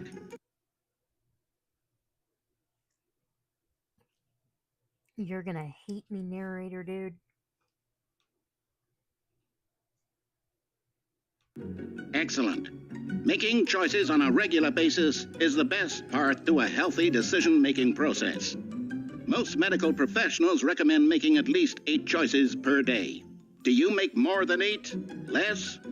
And finally, if you begin to wonder if your choices are actually meaningful and whether you'll ever make a significant contribution to the world, just remember that in the vast infiniteness of space, your thoughts and problems are materially insignificant, and the feeling should subside.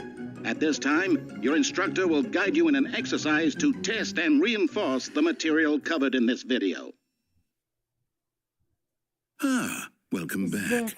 You may have noticed that this room has begun to deteriorate as a result of narrative contradiction. But not to worry. Now that you're properly informed on good decision-making, we're going to revisit a choice you made just a few minutes ago and see what the correct thing to do would have been. This way, please.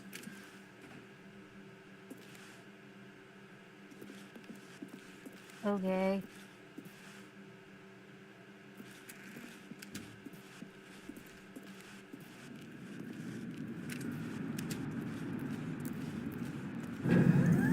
we know your choices are meaningful, we can't have you jumping off the platform and dying. Imagine the main character dying senselessly halfway through the story.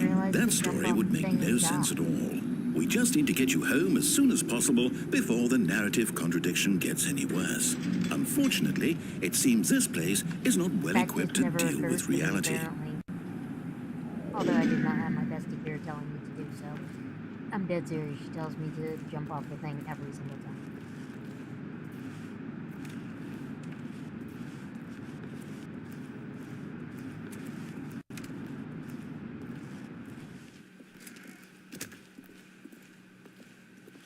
I don't know what I'm doing. By the way. Almost there. You'll take the door on the left, back to the correct ending, the story will have resolution once again, and you'll be home free in the real world. No. Now remember, all you need to do is behave exactly as Stanley would. That means choosing responsibly and always putting the story first. I'm quite sure you'll be up to the task. Just follow my lead and you'll be fine. All right. When Stanley came to a set of 2 open doors, he entered the door on his left.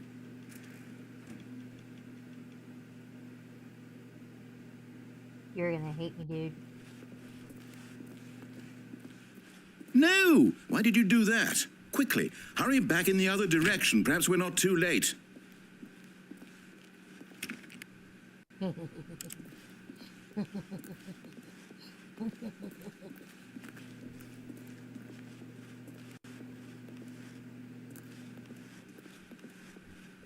Oh, come on. I don't want to choose the left door.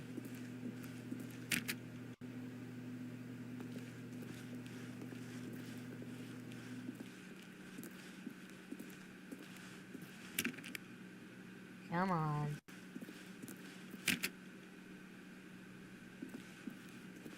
Fine, I'll choose the left door. Why not?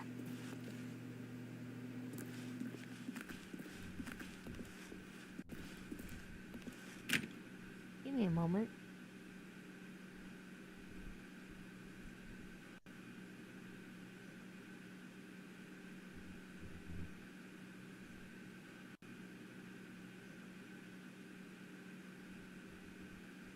Okay, fine.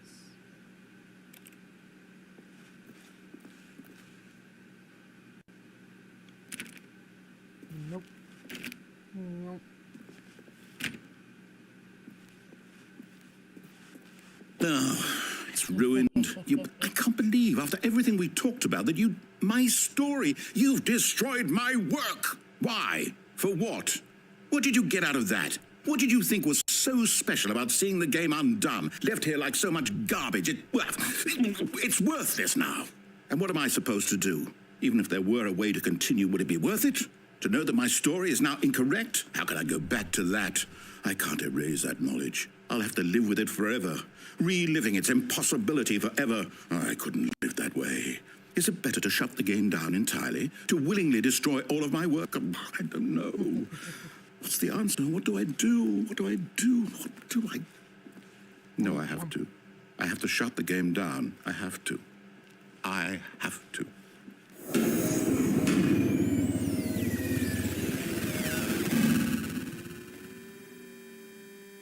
Okay. I don't think we need to shut the game down.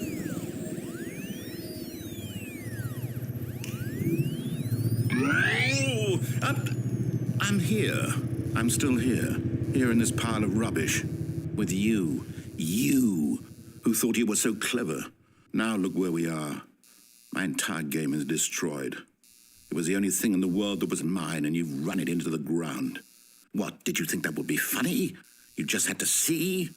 Didn't I impress upon you how important it was to be like Stanley? He actually knows how to do what I tell him to. He understands that if I say to do something, there's a damn good reason for it. That thought hadn't even occurred to you, had it? Nope. That there's a world outside of you? You're a child.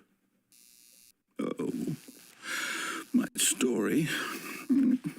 If you'd just gone through the door on the left, you would have seen it. There was a whole underground facility. You would have destroyed it and been victorious. It would have been so perfect. I worked so hard on it. I tried so hard. Behave exactly as Stanley would. That means choosing responsibly and always putting the story first. I'm quite sure you'll be up to the task. Just follow my lead and you'll be fine. All right. When Stanley came to a set of 2 open doors, he entered the door on his left. No! Why did you do that? Quickly, hurry. His behavior. Was that on purpose? Did I really glitch it out? Not sure. When Stanley came to a set of 2 open doors, he entered the door on his left.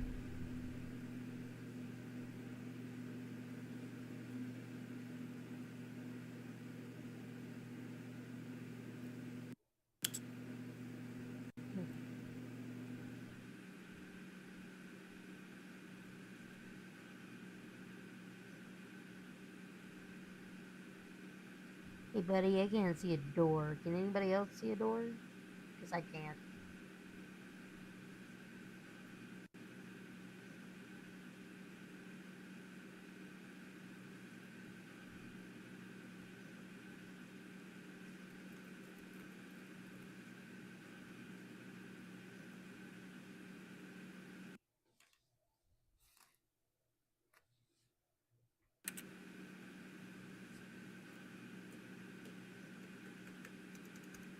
I am not just clicking on my things. No, seriously, we disabled it. Why did you disable jumping? We're grounded from having eyes. I guess this is another one where I have to just restart the game?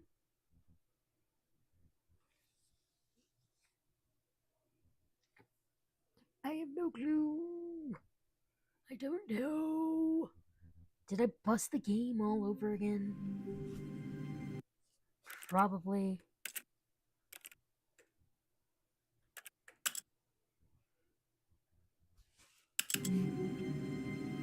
Oh!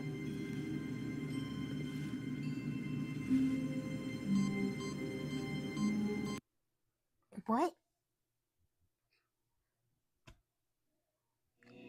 Welcome, Stanley, to heaven.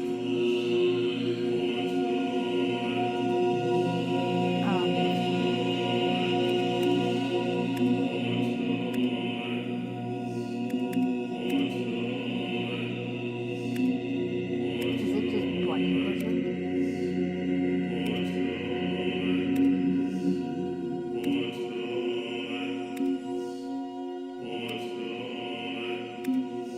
I think this is all just button pushing.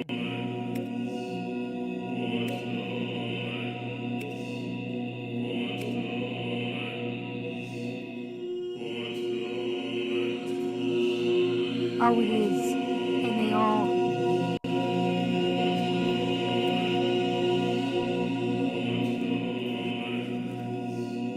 Okay.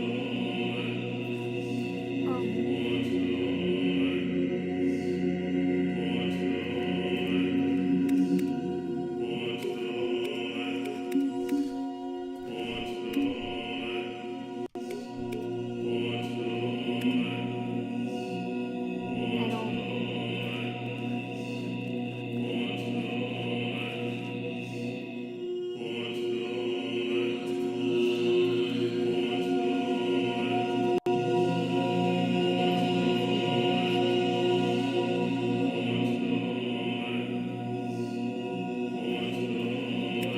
Is it just endless button pushing?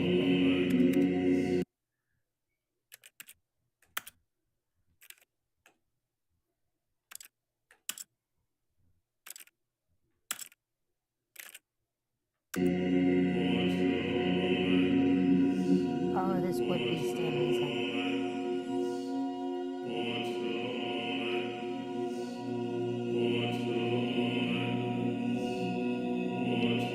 Oh, no, no. No, no, no.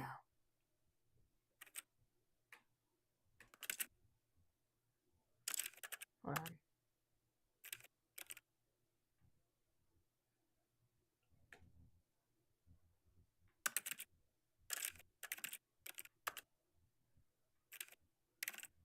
Okay, cool. We're gonna try this all over again because I don't want to be pushing buttons. I do, but not those buttons. Not those buttons. Okay. I don't want to go back, so...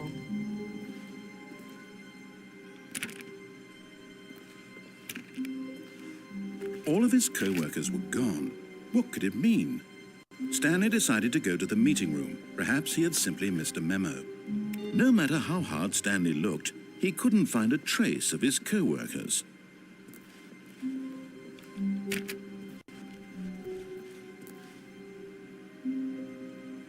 This is so weird.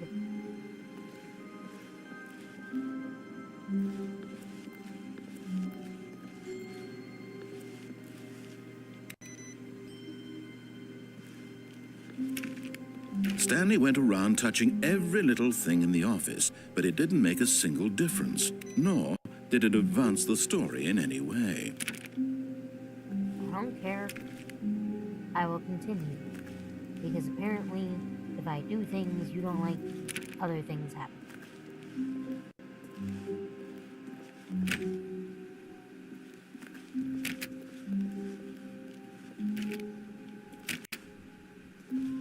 When Stanley came to a set of 2 open doors, he entered the door on his left. No. This was not the correct way to the meeting room, and Stanley knew it perfectly well.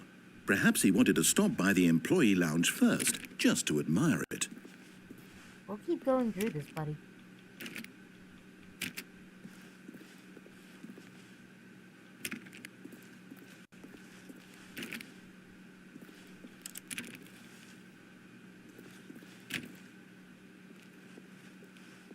Stanley felt lightheaded, butterflies in his stomach, giddy in a way he had never known before. Was it this room? A connection between the two? Could a man love a room? I mean, truly, truly, deeply, madly, love. Why? All I want is a drink. Yes, really, really worth it being here in the room. A room so utterly captivating that even though all your co-workers have mysteriously vanished, here you sit looking at these chairs and some paintings. But eager to get back to business, Stanley took the first open door on his left. I now need to see.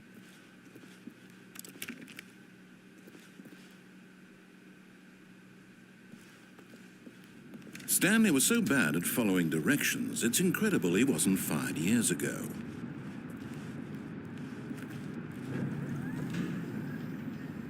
But in his eagerness to prove that he is in control of the story and no one gets to tell him what to do, Stanley leapt from the platform and plunged to his death. Good job, Stanley. Everyone thinks you are very powerful.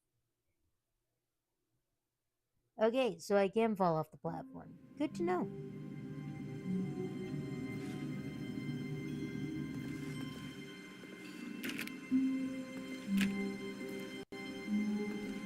A soft wind blew outside and perhaps rain started, and if it did, it stopped shortly after. Stanley hoped that he would one day see weather. That was new.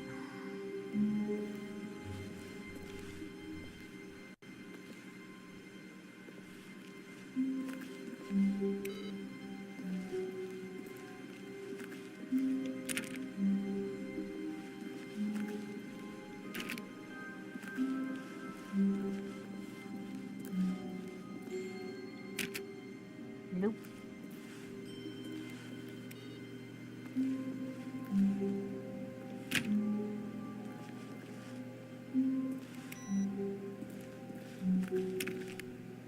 Oh, no snide comment on the fact that I am touching everything this time. Hmm.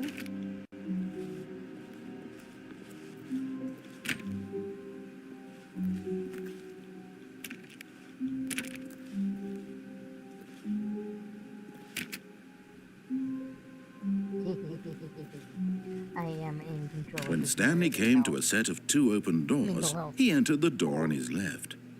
Okay. This was not the correct way to the meeting room, and Stanley knew it perfectly well. Perhaps he wanted to stop by the employee lounge first, just to admire it.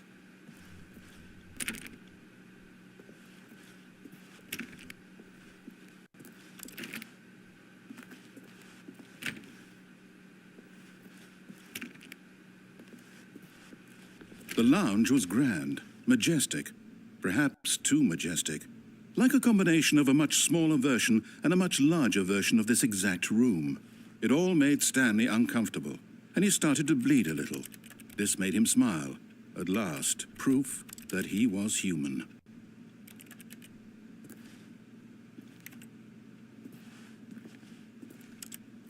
Yes, really worth it being. But eager to get back to business, Stanley took the first open door on his left.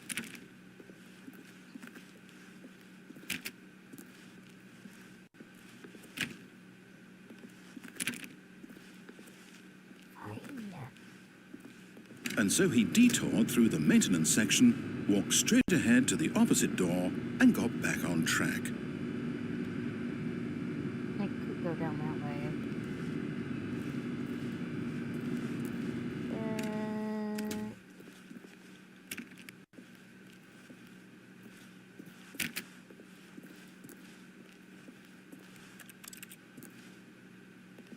Fine. Either way.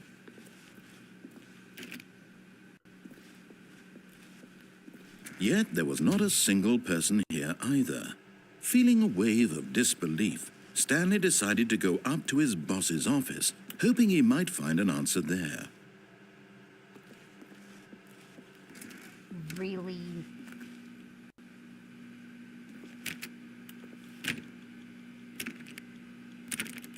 Let me in.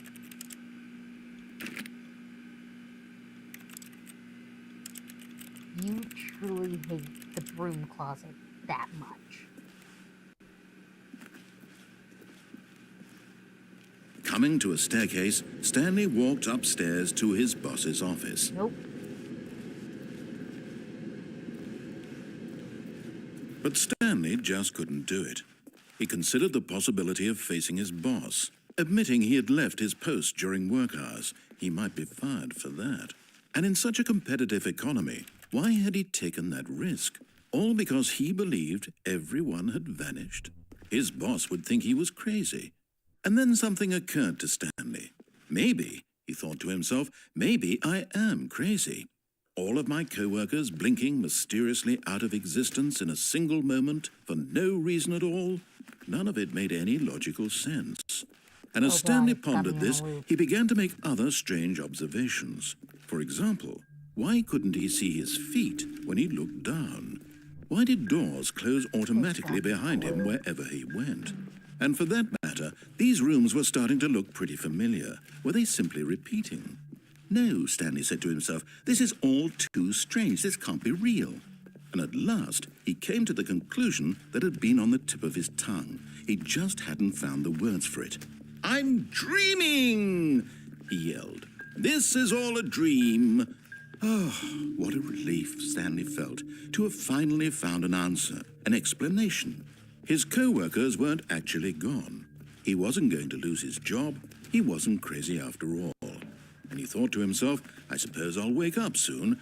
I'll have to go back to my boring real-life job pushing buttons. I may as well enjoy this while I'm still lucid.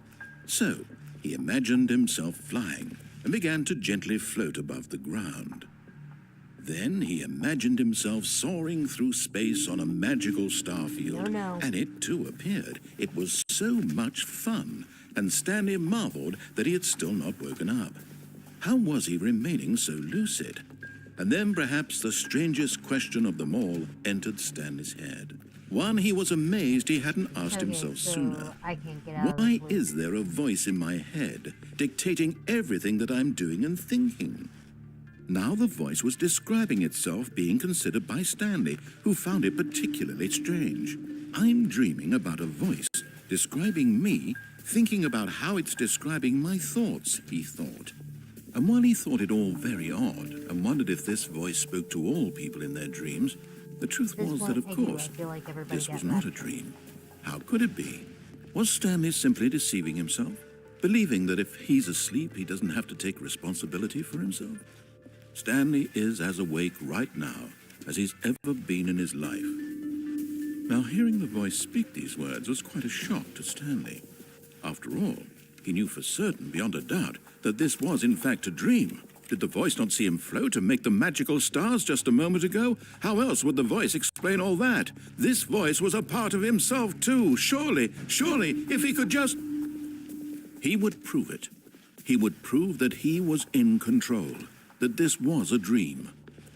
So he closed his eyes gently, and he invited himself to wake up.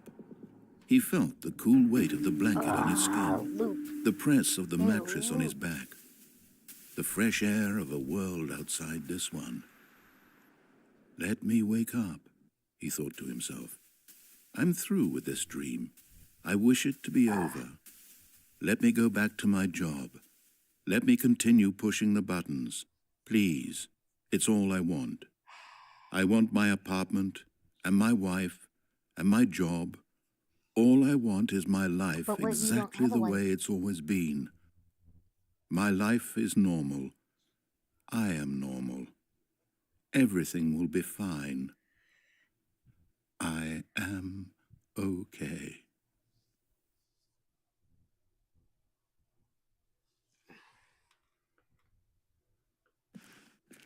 Stanley began screaming.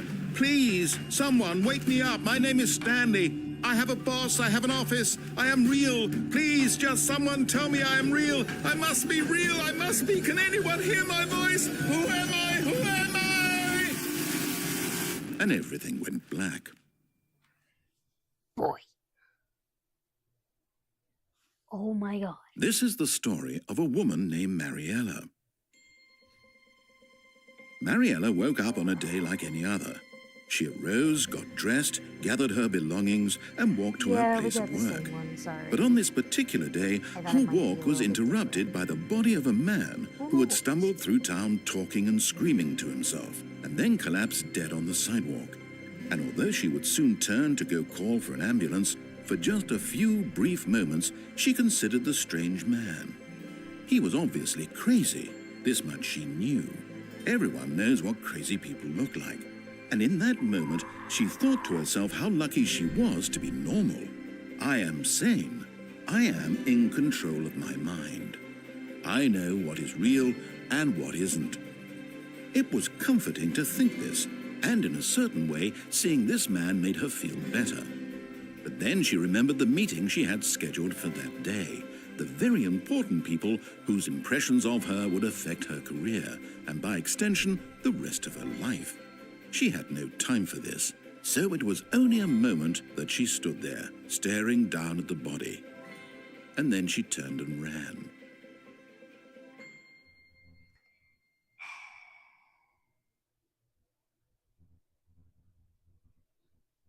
The end is never the end is.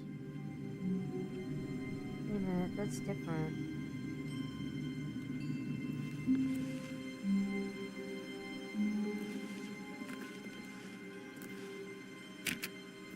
All of his co-workers were gone. What could it mean? Stanley decided to go to the meeting room. Perhaps he had simply missed a memo. Console bark. Okay.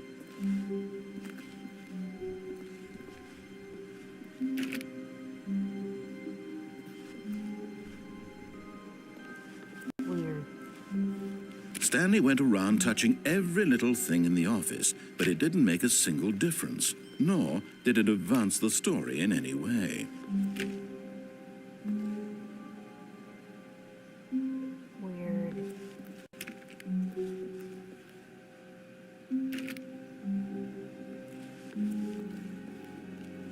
When Stanley came to a set of 2 open doors, he entered the door on his left.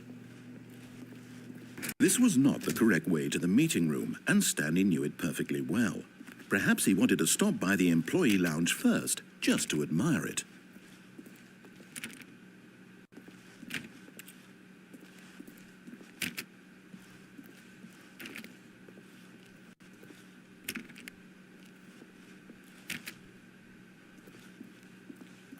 And here it was, the lounge. What a room, Stanley thought to himself. What a room, what a room, what a room. This is what Stanley thought. What a room. What a room, what a room. What a room. Yeah, what a room. Va-va-voom. What a room. But eager to get back to business, Stanley took the first open door on his left.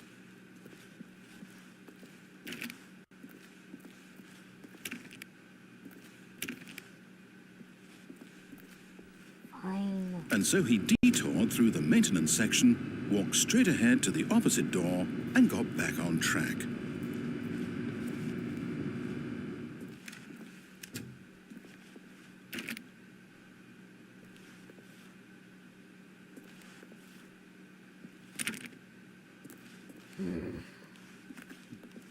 Yet there was not a single person here either.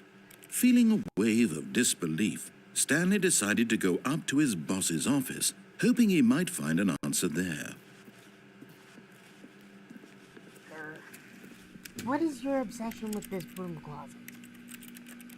I would just like to get it back in there. Coming to a staircase, Stanley walked upstairs to his boss's office.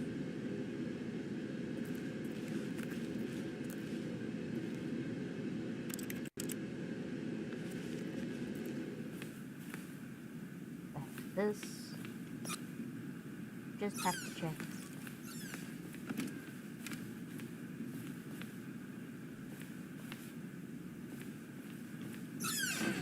Oh, it opened. That's weird.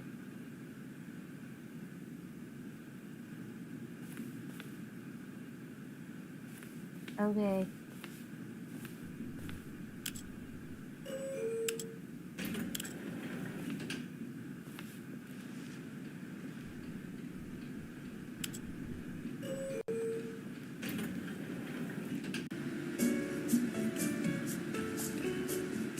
I don't know what's going on. Keep that in mind.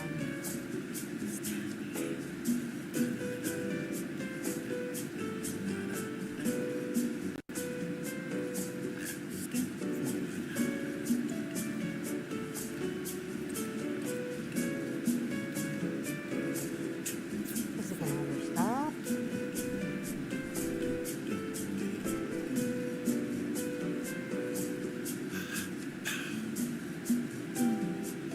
Okay, cool.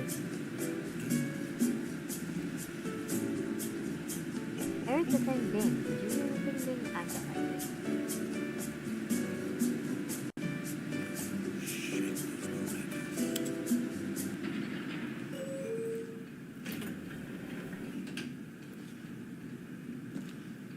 Wait a minute. Okay. Maybe down.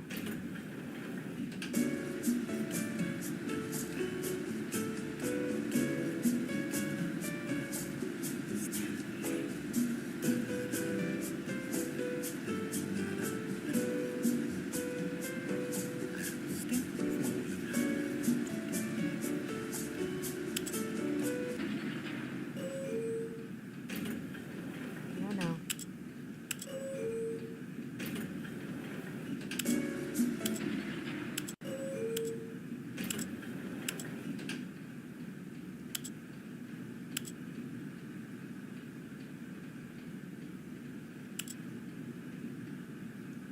Come on.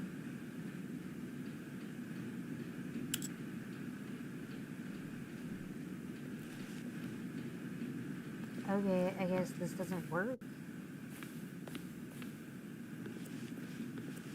Then why have it here?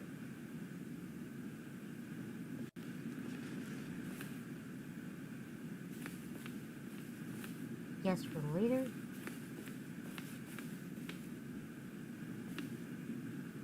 That was weird. Could have sworn that was green.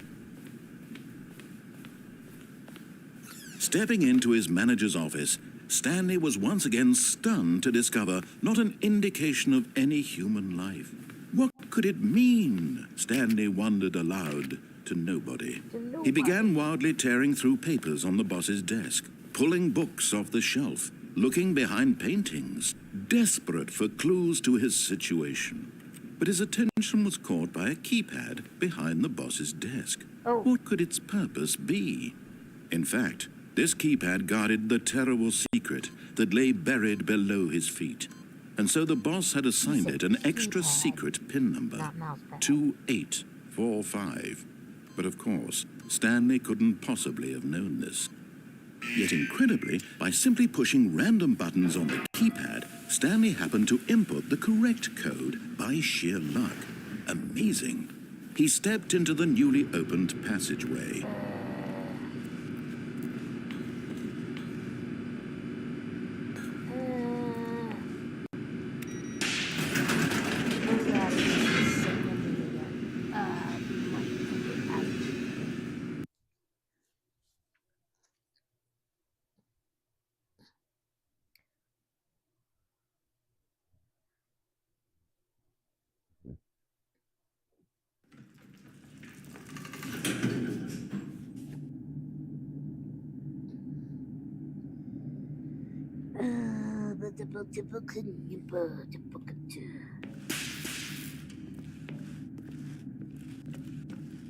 Stanley walked straight ahead through the large door that read Mind Control Facility.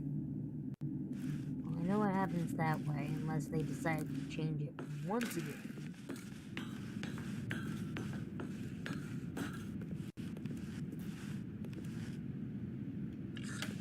The lights rose on an enormous room packed with television screens. What horrible secret did this place hold? Stanley thought to himself. Did he have the strength to find out?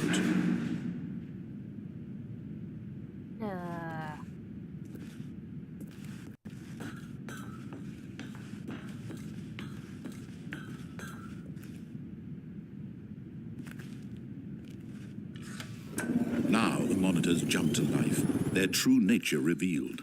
Each bore the number of an employee in the building, Stanley's co-workers. The lives of so many individuals reduced to images on a screen, and Stanley, one of them, eternally monitored in this place where freedom meant nothing.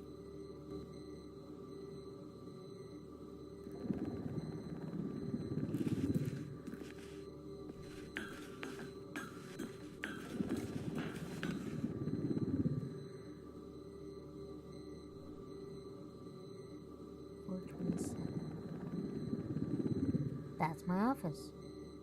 Okay, cool beans. Probably not.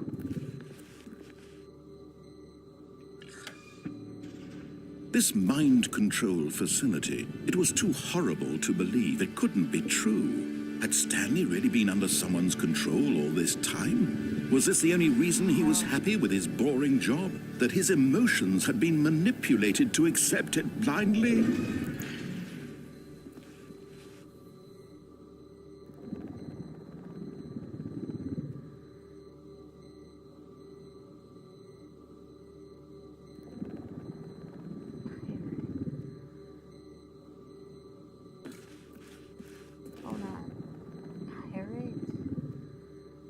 Is that like this boat, like this room? No. He refused to believe it. He couldn't accept it. His own life in someone else's control? Never. It was unthinkable. Wasn't it? Was it even possible? Had he truly spent his entire life utterly blind to the world? Yes. But here was the proof. The heart of the operation. Controls labeled with emotions. Happy, or sad, or content. Walking, eating, working. All of it monitored and commanded from this very place. And as the cold reality of his past began to sink in, Stanley decided that this machinery would never again exert its terrible power over another human life, for he would dismantle the controls once and for all. Would I?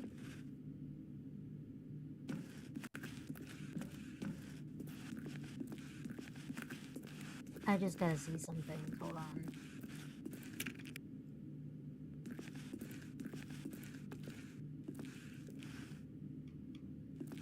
Console disabled.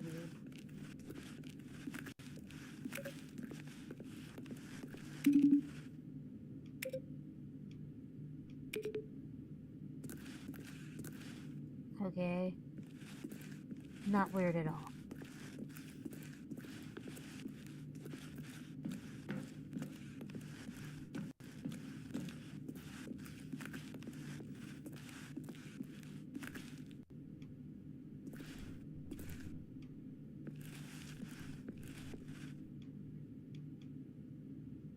Okay, so that button don't work. Okay, fair enough. Fine.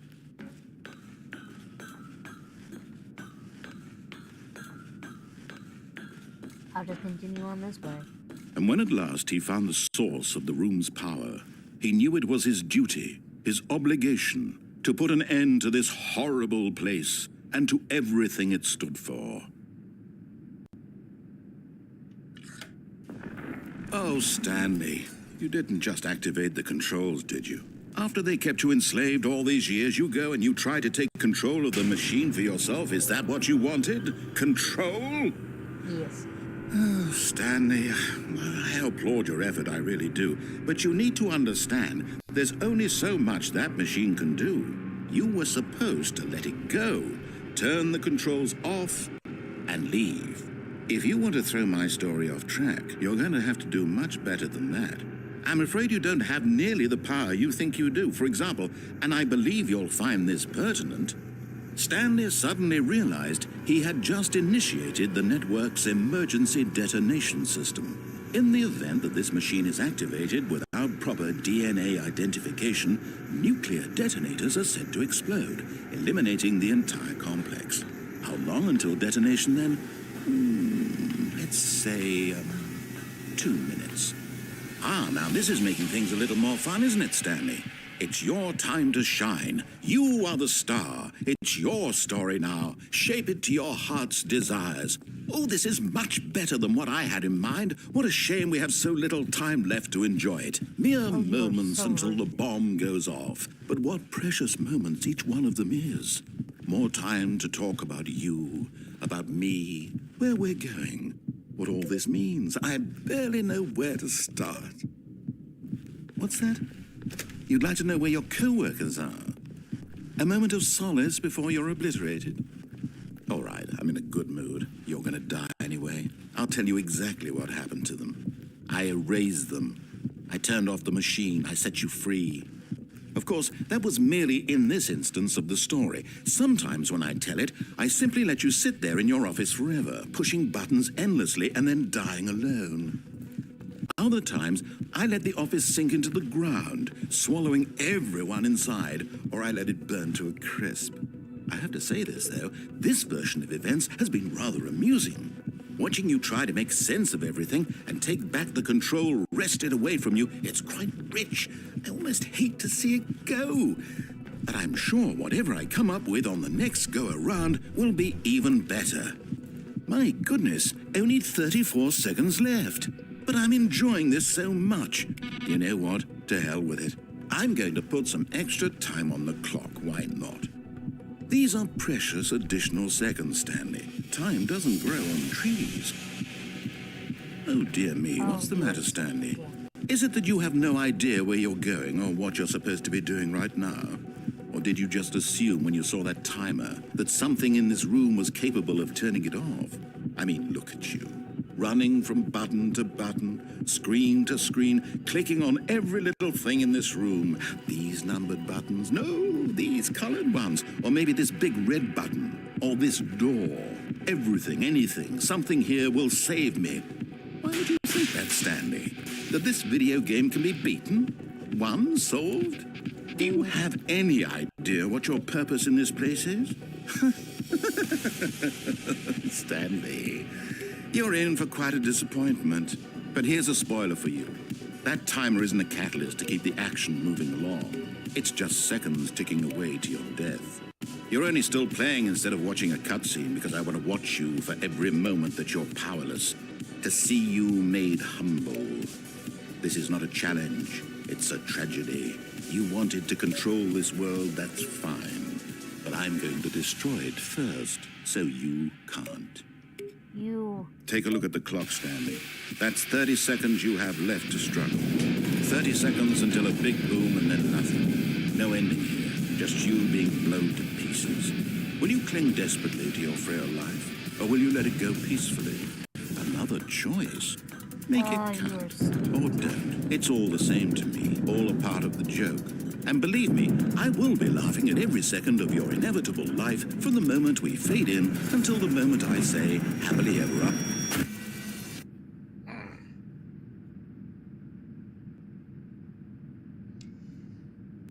Funny enough, you're able to give me my boss's code, but you couldn't give me the code for that because you're just a dick. Just a dick. I'm okay. I'm not mad. No, not at all. Why would I be mad? That would be horrible. Okay. So, nevertheless, we have been at it for a good amount of time. And so, this has been so much fun. And in all honesty, I am probably not going to stream tomorrow and probably not going to stream Saturday. But what I do say, because as you can see, I've been talking a lot for the past week, which is weird. But most likely Sunday. I should maybe be back Sunday. And